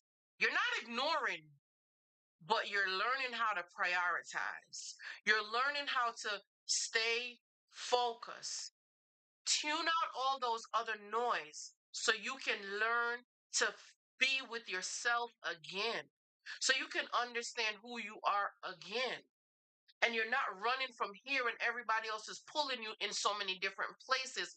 No. So stop over explaining yourself. Daniel doesn't need to know that you were talking with Alicia. Why are you bringing the information from one person, bringing it to the other person, and over explaining yourself? That's because when you're with the narcissist, okay, they don't believe nothing that you just said. You're a liar. You're telling lies. Who are you on the phone with? You're cheating. You got something going on. And they're going down the list of possibilities, of endless possibilities of things that you have going on. And it's all because they're guilty. So they're accusing you of everything. So now you have to prove yourself to the narcissist every single time. So you have to tell them who's calling you, what did they say to you on the phone, how long they stayed on the phone with you, and what was your response to them. So you find yourself running down a whole script, giving it to the narcissist to prove yourself that you're innocent and you're not lying. They already know you're not lying. They just don't know if you know that they're lying. They just don't know. So they have to accuse you to get you to confess to make sure that you're not doing what they're doing. That's all it really is. That's all it is. In case you were wondering why, that's all it is. They just want to keep tabs on you to make sure you're not doing what they're doing because they're dogging you out behind your back. They're dogging you out behind your back. They want to make sure you have no clue what they're doing. So, in order to keep you on a tight leash, oh, they want to know who's that calling you? Why are they calling you? Oh, and if they were the ones who were calling you, you couldn't pick up their phone call. Oh, you think I'm stupid? You on the phone with your other woman? Oh, you on the phone with your other dude? You're gonna hear that a lot, and that's because they know what they're doing. The moment your back is turned, oh, they're dogging you out behind your back. But stop that behavior, though. Okay? Yeah, that behavior. Mm-hmm. Where you feel like you need to over explain yourself to somebody else, you got to stop. You got to gain back control of yourself. You got to get a grasp onto yourself all over again. You got to stop that behavior. You don't need to over explain yourself. And you keep coming back talking about, I'm sorry, I'm sorry. Why are you sorry for what? The person agreed to hold on for a second. So they said it was okay. They already gave you the okay to do it. Do it and come back. Just go ahead and answer the call and come back. Because obviously it was important for you to interrupt them to take the call. So since you already interrupt them to take the call and come back. But don't come back being sorry and overextending and over explaining and over you apologize like multiple times already. Sorry about that. I didn't mean to take that phone call. Then why did you if you didn't mean to take it? You see the state of confusion that you're left in even after the narcissist is gone? So you go through post narcissistic abuse, you deal with this still. You don't have to over explain yourself to anybody. And you don't need to tell them you're sorry or apologize 1,000 times. It's okay. And I know how rough it is going through the narcissistic abuse, the relationship, all the stuff that you've experienced. But starting with these small little behaviors and starting to learn how to, like it's okay. It's okay. It's okay to not have everything figured out. It's okay to mess up. It's okay. You never feel okay with the narcissist. You never feel like you're doing anything right. You never feel that way with them. I get it. But you don't need to come back and explain everything was somebody else to this person. That was a narcissistic thing. When they got you programmed, oh, my mom called. Because if you didn't tell them that somebody called, or you left out the part, listen, if you left out a small piece of something or forgot it, or you're a liar, and they would not let you live it down. So you find yourself breaking every single thing down to them. So now you do it to everybody else. So you find yourself doing this over explaining to somebody else as well, hoping that they believe you and know that you're telling the truth.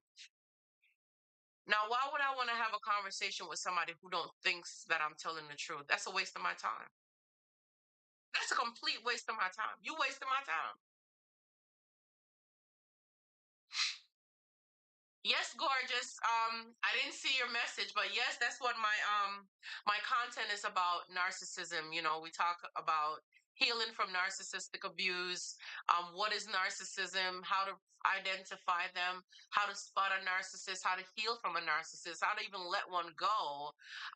Just to answer any one of your questions. So I come on Tuesdays and Saturday nights to kind of share some stories, some experiences, give you some motivation, give you some encouragement.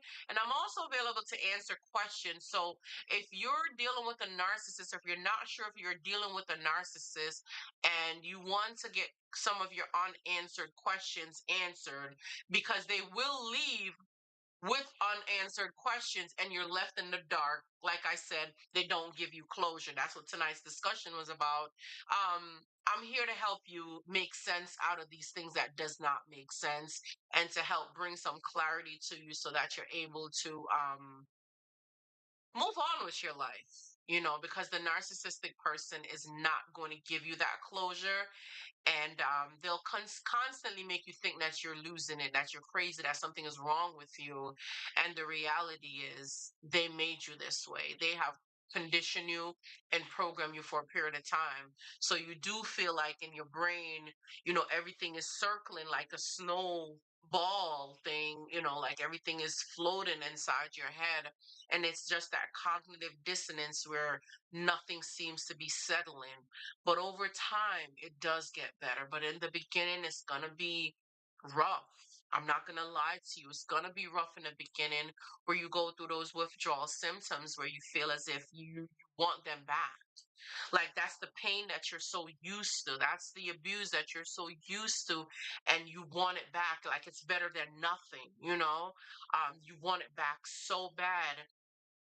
that you're willing to hold on to the little nothingness, the poor treatments, the neglect, the disrespect, that you're willing to hold on to that. And in reality, no, you're just going through the withdrawal symptoms and going through that separation period, and you're pulling away from the narcissist. And it's just that push pull, and that tug tugging at your emotions and your feelings during that time. And that's really what you're experiencing when you're dealing with the pains of a narcissist or trying to leave them. Those are some of the painful things that you really go through. And we walk around feeling, yes, like you need to apologize. Yes, so you know what I'm talking about. Hey, Jessica. Hey, sis. I'm on YouTube. Yes, sis. Welcome in. Welcome in. I see you, my love. I see you. Welcome in. You do feel like when you're with them, you feel like you're walking on eggshells. That's with them. But when you're on the phone, or I'm doing beautiful, sis. How about you? I'm doing amazing. Had a long day with the kids today. Took them shopping. Oh my goodness. Ah, oh, I need a break for 2 years. No more shopping. That was insane today. But we're not gonna talk about it because they got Beats headsets. So that's the highlight of today. The kids got Beats headset. Okay, and Ulta and Sephora. Let me not talk about my trauma today, okay? Um, but you do feel the need, like you need to apologize. Like, I'm sorry I missed your phone call. See, that's the one that gets me too. I'm sorry I missed your phone call. What are you sorry about? You weren't available. That's it. You weren't available. So take out that phrase, I'm sorry I missed your phone calls, because baby, you ain't sorry. Don't take on that identity. Don't call yourself a sorry person. No. Hey Evans, welcome in. So can you? I'm trying to ask you how to say it. Like I don't want to butcher your name. Fawazia, Fa, Fazia, Fazia. Is that how I say it? I'm Jamaican, baby, and we like to pronounce every letter. Okay?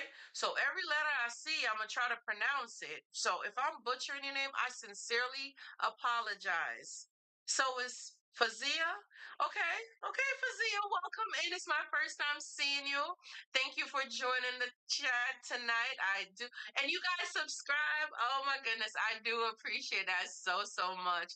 You're going to get a lot of relationship tips, advices here, a no judgment zone. As you can see, we talk in the chat here, and we're having great conversation about healing from narcissistic abuse, understanding narcissism, and sometimes I'm just going with the flow many of the times. Like I don't have, not many, most of the times really, I don't have a script. I don't have any notes, nothing written down.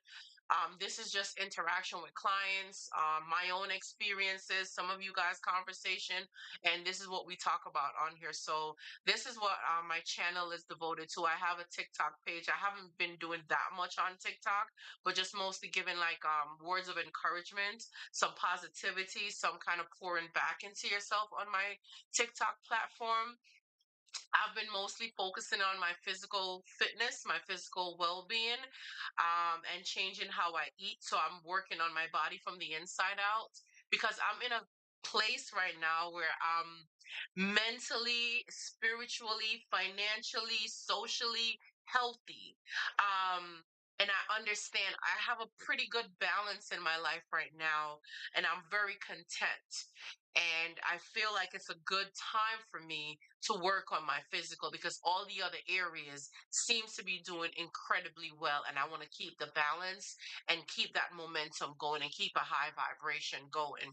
So it's a great time for me to start up at the channel and to give that momentum, give that positive energy, that positive vibes, and to pour back into you guys because I've done a lot of the work for myself, and a lot of the things that I've experienced and gone through, I could bring back some of those information to you guys to let you know that hope is still there. You're able to do it and to pour back into you. So that's exactly what the channel is for, is to really help some of you guys, or many of you, or all of you, to be honest, go through narcissistic abuse, understand narcissism even much better, to be able to navigate if you're with a narcissist, because I don't encourage anyone to just up and leave because of how dangerous it is, because of how scary it is. And sometimes when they see that they're losing you and they're not going to have control over you anymore, they will snap.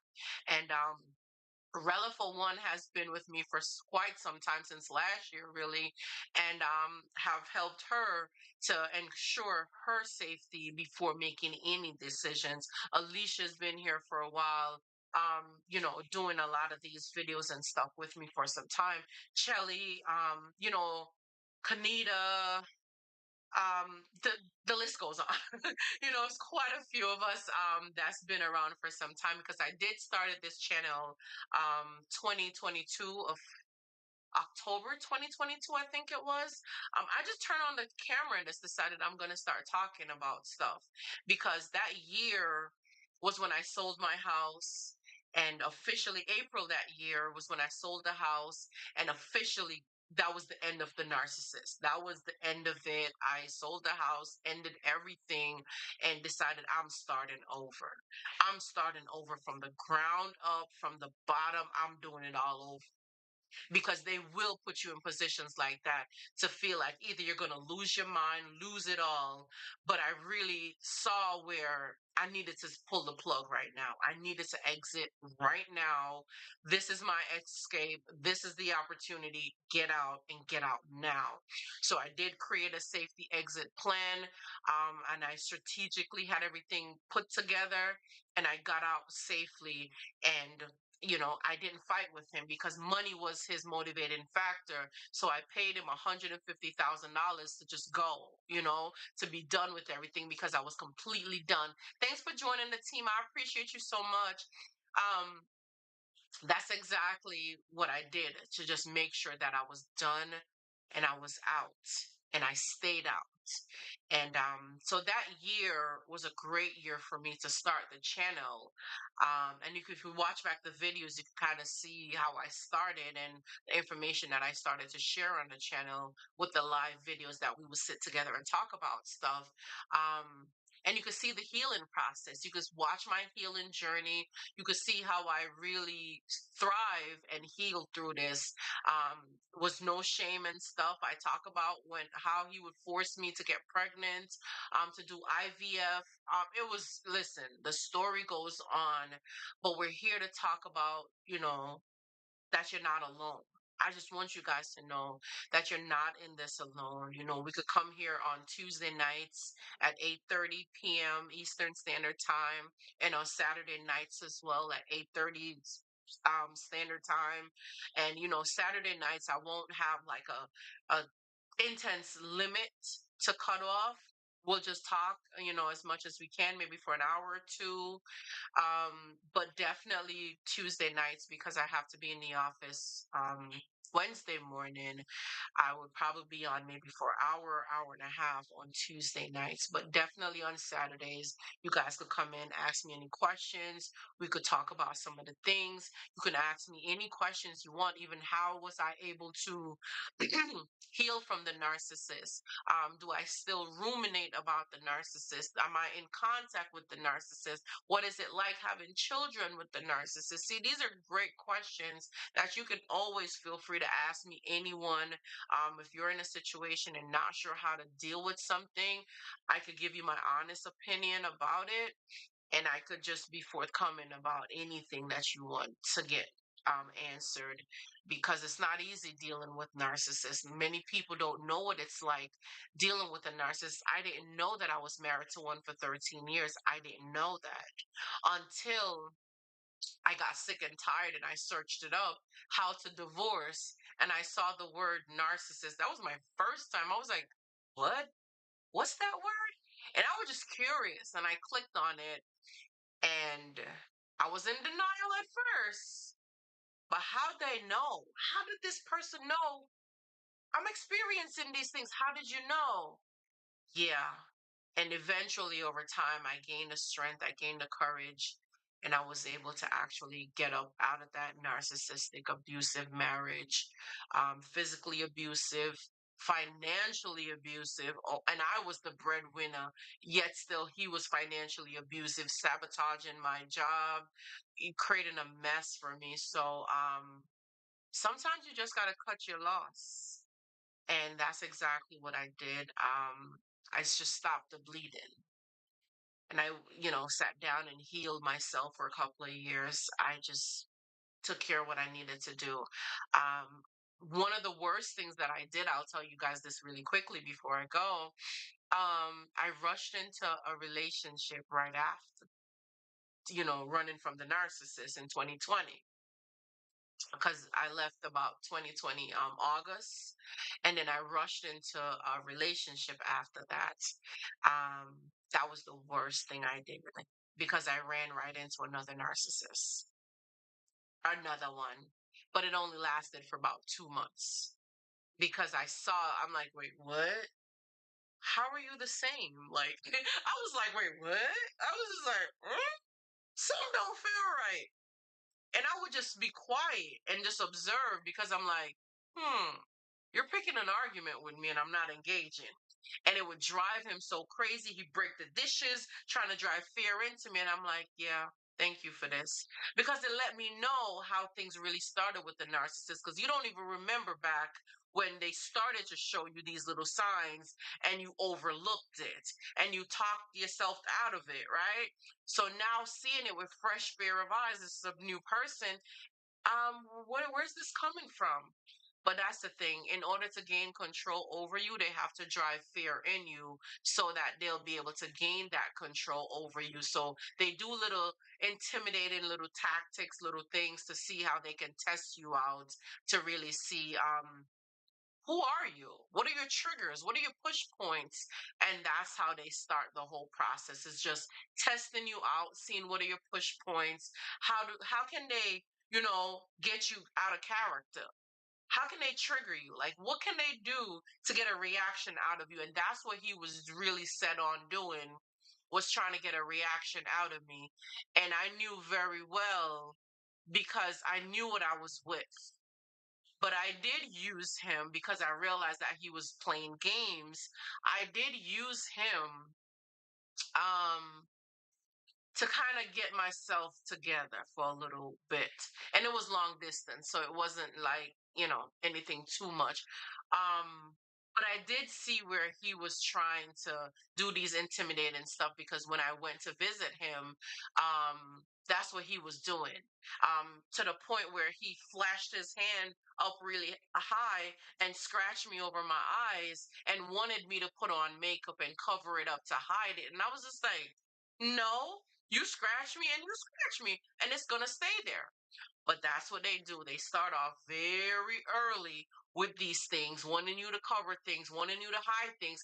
And think about how many times you have put on makeup, not go around your people, wear glasses, cover it up for them. And when they see that you're willing to cover the abuse, it only intensify. It don't stop, because they see that you're willing to allow them to do this instead of calling them out and dumping them. So it's small little things that you're thinking that you're giving them some leeway, but it's not a leeway. You're really just telling them that you're a punching bag and they can punch you around. That's all you're telling them. That's how they interpret it. Their brains are wired to say, this is my opportunity to abuse you and you're comfortable with it. So let's do it. You're co signing with them. See, when you stay with them, you're co signing. You're telling them that I'm okay with you abusing me. I'm okay with you treating me like this. I'm okay holding it down for you to hurt me. That's how they see it. Because they know that you should have left when they did that, but you stayed because you want to forgive them and you want to give them a chance. And I'm not saying no, but everyone don't deserve a second chance. But what are you saying okay to? What are you telling someone that it's okay to do? What is it? What is it that you have told them that it's okay to do and you realize that they never stopped doing it? It only got worse. Yeah, we had a lot of police activities. A lot. Mm-hmm. Busted face, beat up on. Yeah, a lot of those things happen. And it's horrible. Because if you think about it, having children and you're doing these things and, exposing your children to these things, then you're telling them that it's okay to accept these type of behaviors. You're subconsciously molding them to take abuse, to accept abuse. And that's not okay. So at some point in time, you got to start learning how to love you more than the other person. You can't love somebody enough that you lose yourself, lose your sanity, lose your self respect, and lose your children too if you have children with them. It's never worth it. It's never worth it at all. What you're sacrificing now, eventually you'll have to walk away from it. What you're sacrificing now to take disrespect is the very thing that you're going to have to walk away from because they're not going to change. And sometimes you're at a girlfriend stage or a boyfriend stage because it happens to men too. So we're not saying it's not gender related. Okay, you're at a girlfriend stage or a boyfriend stage, and this is what you're dealing with, and you're just dating. You're not married. I'm not saying it's okay at any stage. I'm just hear me out. At no stage is this okay. But you're doing this at a boyfriend and girlfriend stage when it's easier for you to walk away. I could understand if someone is married, they got a lot of things to consider, okay? You got your finances to consider.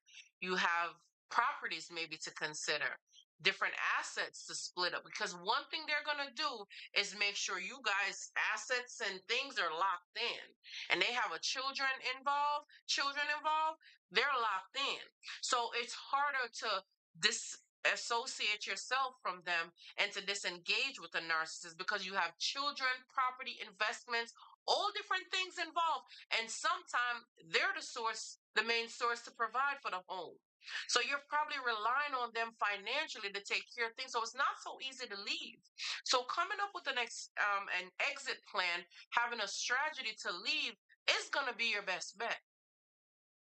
Start planning when you're ready to start making these moves. You got to start preparing for these things. But I understand when you're married, it's harder to pull all these things away because now you have to seek counsel, legal advice. There's so many things that you have to do.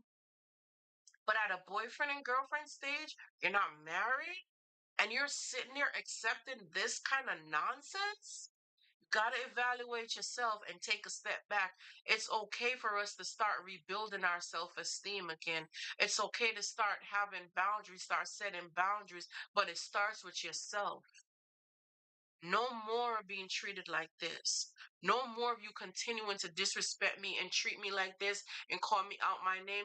I'm not doing this anymore. I'm not living like this anymore. I don't want to do this anymore. I'm choosing me. And that's the first step to getting yourself back together is when you say, I choose me. I choose not to be treated like this anymore. And if it means crying myself to sleep for a couple of nights until I get it together, then that's what I'm just going to have to do. And sometimes it's some of those little pep talks that you got to give yourself and remind yourself that you're more. You're worth so much more than what you're settling for. You are worth it. And whoever told you before that you're not worth it is a liar. And you don't need to believe them. You are worth it. You are valuable enough. And even if you didn't hear these things growing up, don't mean that they're not true. Think about how many things you have done, how many people you have done great things for, and they appreciate you. The narcissist got with you because of your great qualities. I know I say that repeatedly because it is the truth. They need your qualities to balance them because they don't have those qualities. Think about it. They're not thoughtful. They're not considerate. They're not going to put your feelings above theirs. They're not thinking about you more than how they think about themselves. It's about them. They're in survival mode. They're not about no love. What is love? What does love got to do with the narcissist? Not a thing. They're in survival mode. You're just one of their pathways to survive. And they don't know how long you're going to take the abuse, so they have to have another victim lined up. That's all they do. And the only thing that changes about a narcissist is their supplies. That's the only thing that changes about a narcissist is their supply. They don't change. They don't change because they don't go within. They don't. They don't know how to self-assess. They're not self-aware. They don't take ownership for the role that they play and stuff. Nope. Nope. It's all your fault. So when someone is not aware of themselves, clearly everybody else around them is the problem and it's not them. That's how a narcissist sees things. So if you're with one and you're experiencing these things, it's not going to change. Eventually, when you're ready, when you have made your mind up, hey Rastine, what's up? Nice to see you, King. Eventually, when you're ready and you make your mind up that you're no longer accepting these kind of treatments, then you'll leave on your own. What's up, King? Then you'll leave on your own, but they're not going to change. They're not going to suddenly start to love you. They're not going to suddenly start to respect you because you're disposable. But you would think that common sense, if you brought so much to the table, that they would love you and respect you. No, they don't think logically like that. That's not how they think. They just think in the moment, the now, the right now. They don't think about it long term. They don't think about the impacts of how it's going to affect them, how things, nope. They don't think about stuff like that. You're the one with a sound mind. You're the one who's civil. You're thinking about these things because you're like, it doesn't make sense. Why are we fighting? Why are we arguing? Why are we destroying our family? Why are we destroying our home? Let's work together. Let's build on stuff. Let's put things together. Like you're looking at it from that perspective. But for a narcissist, no, they don't want unity. They thrive in chaos. They like disagreements. It makes them feel good. And when they're done, you feel drained. You see how that works? They cook up a mess to get you all worked up, and then you're left broken. You're left so drained out. You're exhausted, but that's what they wanted, just to pull your energy, to take your energy. That's it. Hey, Cass, welcome in, sis. Welcome in. That's all they want from you is to pull your energy and to suck you dry. That's it. So they work you up, charge you up, break you down, and you find yourself can't even go anymore. You're exhausted. And then you're here working up a storm. Your head is all over the place, and they leave you to go lay down and get a nap. They leave you, hey, my love. They leave you and they go sleep, and you're sitting here miserable, wondering how could they possibly go to sleep when they just created a mess, started an argument, made a mess with you, and left you here worked up. All they needed was your energy. That's all they needed was your energy. If you think about kids, right? If you think about a kid that's behaving bad at school, misbehaving, always in the principal's office, always, whatever. A lot of time that child is not getting attention at home. So they throw tantrums at school and they create a mess. And guess what's happening? The parents is getting the phone call. Now they're getting the attention. Negative attention is still attention. That's what they want is the attention. So whatever they need to do to seek the attention, They're going to seek the attention because that's all they really wanted to begin with. That's the same thing with the narcissist. Thanks for the roses. I appreciate you so much. Thank you, my love. I appreciate it. That's the same thing with the narcissistic person. They want your attention, they want your energy. Whatever they need to do to get your energy, to get your attention, that's what they're going to do. So if they have to create an argument, accuse you of something that they know is not true, to get you worked up into an argument, ah, gotcha. I got you to engage. That's how they think. Sick and twisted minds, but that's how they thrive. They need your energy, they need your efforts. I remember in the beginning, I couldn't understand why my husband was arguing with me so like why he would argue and pick fights. And I'm like, this don't make sense. He told me the reason that he argues with me is to make sure that I still love him. What? It didn't make sense. And he would say this to me like randomly at times. You don't love me no more? It's that reverse psychology game that they do. And you're like, what? You argue with me because you love me? How does that make sense? But what I've learned is that he felt uncomfortable with my strength. He felt uncomfortable that I'm so confident and that I am who I am. He felt very uncomfortable. So he had to make me feel insecure. And he did a phenomenal job at lowering my self esteem and making me feel insecure. He did a phenomenal job because I found myself cussing and arguing with a woman he cheated on me with and got a baby with. And I'm arguing with her and him. So yes, they'll do it to you. They're good at what they do. That's what they do. They gotta get your energy. They gotta suck you dry. They gotta bring you down to their level, to the point where you feel less than. You don't even feel like you're worth it. You don't even feel like it. That's it. It's the mind games. That's it. Just to get you hooked in, just to get you lured in, just to make you feel like you need them. So they'll bring you down to these levels to make you feel less than, that you're not good enough, that you're not worthy.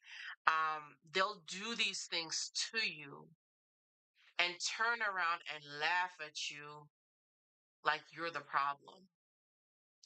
It's the sick, twisted games that they play, and that's their playground. You don't go into a narcissistic playground hoping to win.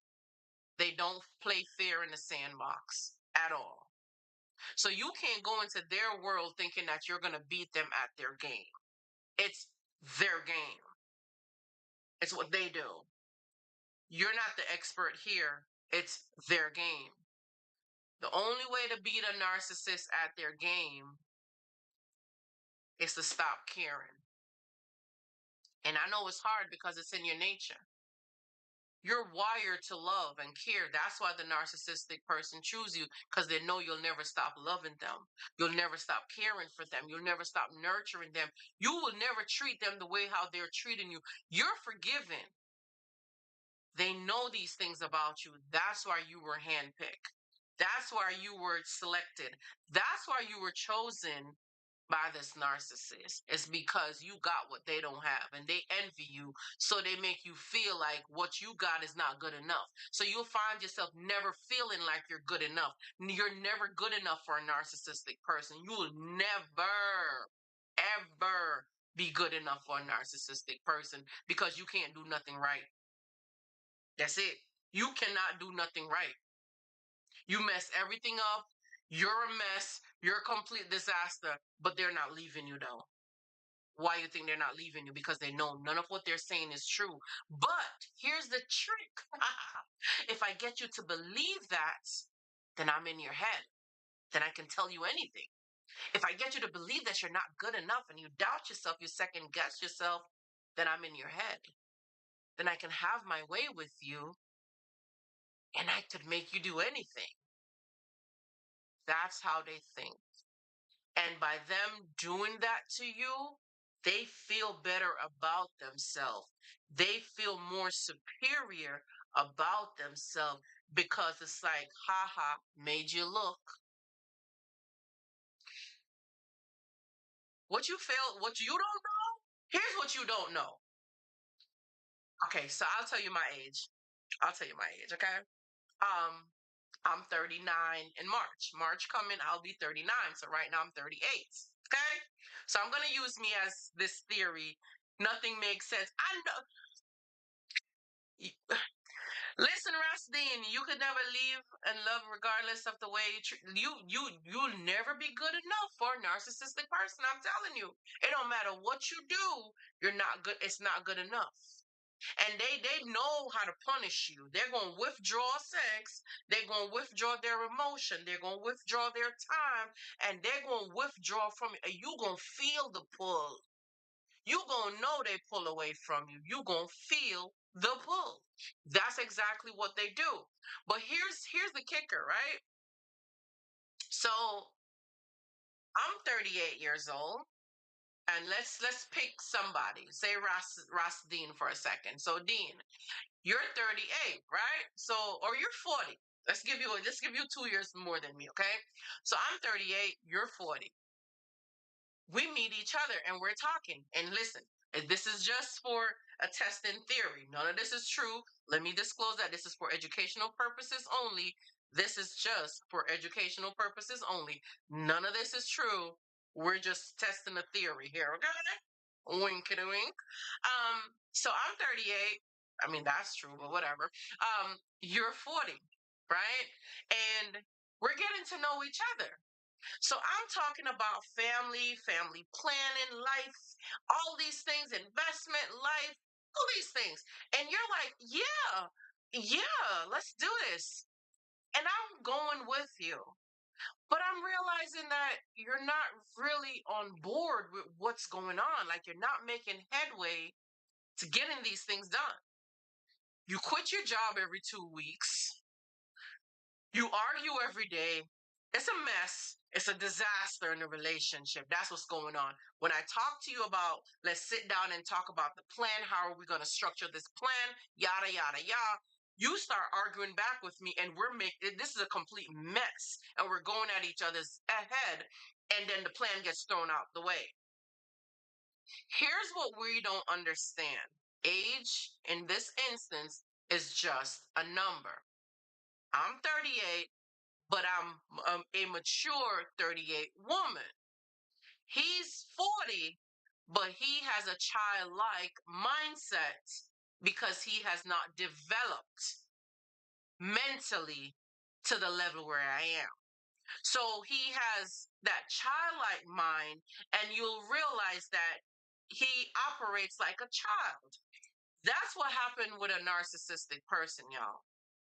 You're dealing with a child, an immature child, trapped in an adult body. And I'm not trying to be disrespectful. I'm not trying to run games on them. I'm telling you straight up what you're dealing with. You'll notice how they operate is very childlike. It's very tit for tat.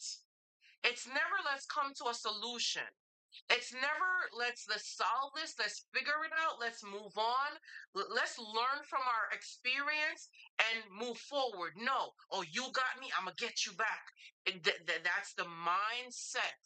So if you understand, when you start seeing that you're in a relationship with someone that has this type of childlike mindset, understand that they're not mature.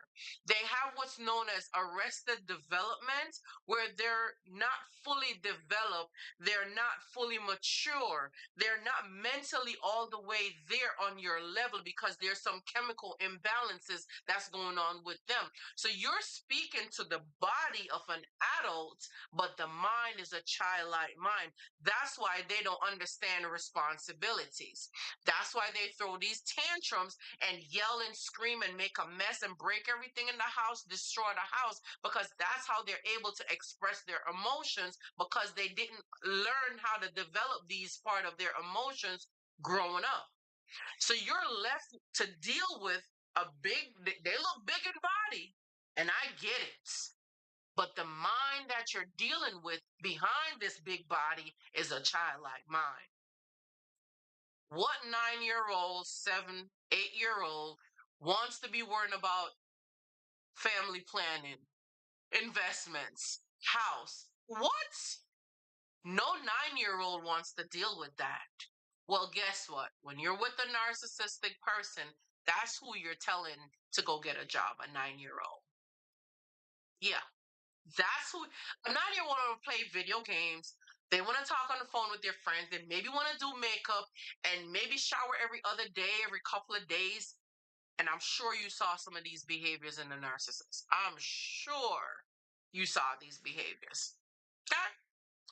That's because that's who you're dealing with. So I just want to help you to make it make sense. It's not me trying to clown them out. Like, you know, when I'm clowning them out. When I'm clowning them out, I'm going to tell you I'm clowning them. But if I'm helping you to make the connection, to make it make sense, you're going to know that that's exactly what I'm doing right now. I'm helping you to be able to relate to what you've been experiencing, the things that you have seen with them, and you just can't get it right. They'll eat, they'll leave stuff on the floor, they won't pick stuff up. Just like a child. I'm telling you, it's not because I'm trying to say or trying to make them look funny.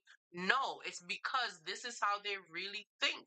This is how their mind is wired. And remember, a lot of times when their parents, lack that level of love and affection and emotion, now they're looking for mommy to come and clean up because mommy babied them and didn't allow them to mature, didn't give them responsibilities, didn't allow them to grow up because mommy smothered them, or didn't give them that level of love or that balance where it's like, hey, clean your room. No, it's that, clean your room, but go in there and clean it for them anyway. Or better yet, washing their dishes, doing these little things for them instead of helping them to mature and how to develop, giving them responsibilities. Maybe as a young boy, growing up, maybe daddy's not in the home and it's a mom raising him. And I'm not coming for y'all. Please don't come for me. But I'm just saying an example. Instead of giving him some chores and teaching him things to do, he's hearing mommy complain every day. Oh, I gotta take out the garbage and da da da da da, because there's no man in the house. So now he is sometimes forced to be the man in the house, but he's used to hearing her complain and nag. So you'll find that you're with a man that's arguing with you more than how you argue because of what he was exposed to. So make it make sense. We're gonna go into all these stuff, like this is what the channel is about. If you haven't subscribed to my YouTube channel, hop on over to my YouTube channel. The link is in my TikTok bio here.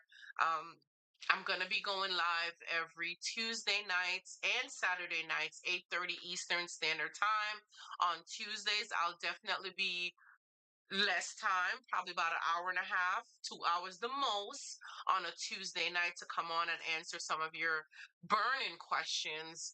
And on Saturdays, like you see now, I can hang out for a little bit because my gym time is in the morning because I go to the gym on Sundays and Saturdays as well too.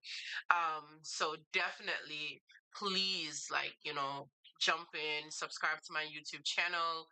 I appreciate you guys giving me the time of day, talking with me, hanging out here with me. I could just share some of the things that I know, I've neglected being on live for so long, but it's important to put yourself first. And I had to put myself first because I was in a new state, and I wasn't sure if I made the right decision relocating from New York all my life to Florida. And I was really second guessing my decision, but I knew New York was not it for me. It was not. I really just wanted to start over, and I wanted to start fresh. I wanted a clean slate. I just wanted to start over and start life building all over again. So I know sometimes making these decisions and making a move, it can be drastic. It can be devastating. It comes with a lot of things. I use food as my comfort, and I gain about 40 or 50 pounds just by having comfort food to actually help me through this 1 year that I moved to Florida, because I wasn't sure if I really made the right decision or not. And I gained about, like I said, about 40 or 50 pounds. And now I'm working on taking those pounds off. Now I'm working on, getting those pounds off, because I really wanted to sit in my decision and make sure that I was content with my decision. Um, that was cool. And you're so welcome. You guys are so, so welcome. Absolutely. You guys are so, so welcome. I'm happy that I'm able to share with you some of my own experience. And sometimes, during this healing process, you'll go through different highs and lows, and it's completely okay. But not dealing with that abuse, not dealing with that no more is one of the most amazing things that I can tell you. I'm able to sleep now. Like, I can really lay in my bed and sleep and feel comfortable and not worry that somebody's coming in the door, in the middle of the night, opening my doors and stuff like that. And it's not divided. My kids are not hearing yelling and screaming. They're not hearing that kind of stuff. And I love that for me. I love that my kids are seeing what peace looks like, and they need that. Teaching the kids how to accept abuse and go through stuff like this is not the most healthiest thing that you can do, because you're raising another generation to accept abuse. You're molding them to accept abuse. And not only that, every time when you say, "Oh, I'm not taking back this man," or "I'm not taking back this woman," your kids are seeing these things, and they're not sure if they could trust you. Remember, they're not sure, because if you're going back against your word, how could they possibly trust you? Like, you said you're not going to take him back, and you're back with him again. You say you're not going to take her back, and you're back with her again. And we make excuses, and we tell ourselves stuff that, "Oh, we're staying for the kids." Those are lies. We're staying for ourselves, our own selfish needs and our own selfish pleasures. That's why we really stay. We're too afraid to leave. We don't want to start over. It's too hard starting over. Like, I'm not even done changing my name. Like, seriously, like, I'm still changing over my name. I'm not even done. And I've been divorced now over 2 years. And I'm still not done changing my name. So you don't have to rush the process. Get to it when you get to it. But make the first move to choose you first. Start with you, and the rest would follow eventually. You'll realize it's just a name. It was just another person. They don't care about you. And eventually you're going to get to the stage where you're like, "Oh, okay." And it's okay to hear their names and not cringe. I could talk about him. I could talk about the man that I was married to and not cringe. And I don't hate that man, because I am the woman I am today because of him. Because I went through that experience with him. That's what put me in this position now to be this woman that I am, to be the better version of myself, because I was useless to myself, because he became my God. He was my God. Listen, if you're with a narcissist, they are your God. You can say it ain't so, but we know it's true, because you're further away from God, because you're trying to please the narcissist, and you're spending your whole life wanting to please the narcissist. They are your God. That's just what it is. Okay? He was my God. He really was. I loved him more than I loved myself. I put him first. I made sure he was good before I was good. Okay? So you could say it's not so, But if you're with a narcissist and they're truly a narcissist, they are your God. And like the scriptures tells us, God is a jealous God. Okay? He's a jealous God. And he will have no other gods before him. So if not now, eventually he's gonna get his way. And he's gonna remove that idol because that's your idol. That's your idol. You can't stop thinking about them because they made you worship them. And that's an idol. So God had to remove that idol from me so I could put him first. And that's just it. That's just it. Like I had to put him first. So everything else followed. And putting him first taught me to put me first. So it's me. It's me. Everything else could wait. Everything else could wait. I choose me first. That's it. I choose me. So I encourage you guys to choose you and see who's that idol in your life. Identify the idol that's in your life and determine what you want to do with this idol. It's not going to be easy to do it right away. I understand that. But eventually, you'll start to realize that you have an idol and you need to start cleaning house. I appreciate you guys. I appreciate you guys so much again for hanging out with me. I love y'all so much. I think it's a good time to wrap things up. It's ending on a good note, right? Please don't hesitate to drop your questions. You can send me an inbox, DM, message, whichever one works best for you. Healing your silence. That's Wait, did I just say healing your silence? Oh my goodness, that's where I started. Like this shirt, it still says healing your silence. Like, look, that was my first original name with the crown, healing your silence. I still wear the sweater. I still wear my stuff. I had it on today going out with my kids. Like I said, I took them shopping today. Broke my pocket, but we're not gonna talk about that. Yeah, Healing Your Silence was my original name. That's the name I started with because so many of us have been suffering in silence. So I wanted us to heal that silence. And I think that name didn't go anywhere. It still rolls off of my tongue. But now I've changed the name to Life Beyond Narcissist because I want you guys to know that there is life beyond the narcissist. All those lies that they told you that nobody's going to want you, nobody's going to want to be with you won't find nobody better than them. They're the best that you've ever had. All these things, life beyond the narcissist. So we need to be looking beyond the narcissist because there's more to life than the narcissist. They're nothing compared to what life really looks like. But it's going to take some time for us to get there. It's going to take some time for us to progress and move things along. So, life beyond narcissism really brings hope.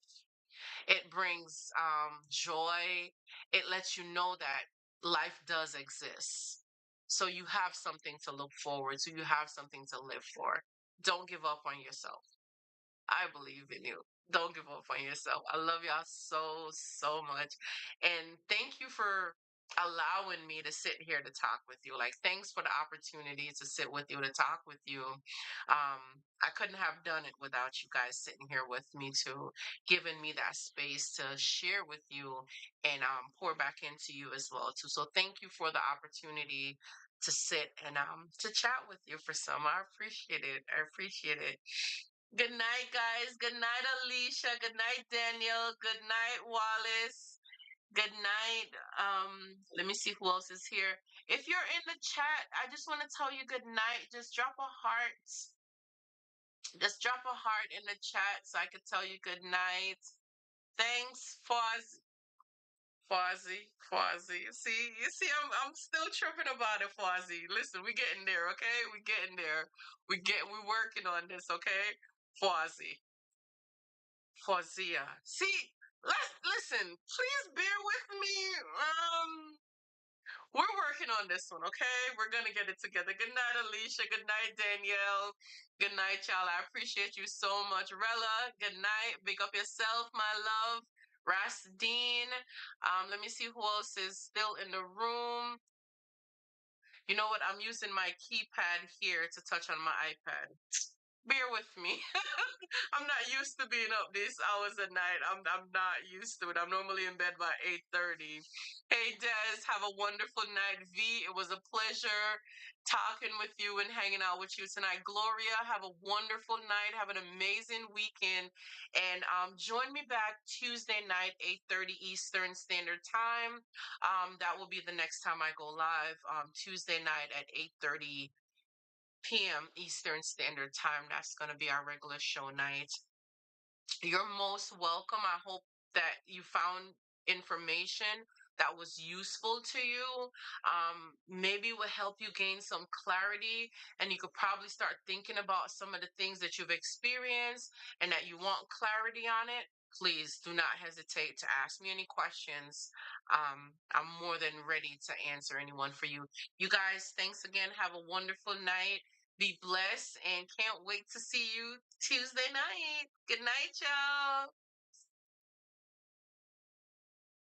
So I have to, let me see. It's my TikTok stuff still. All right, let me go ahead and end the live. Good night, y'all. Good night, night, night, night. Let me see. So end the stream.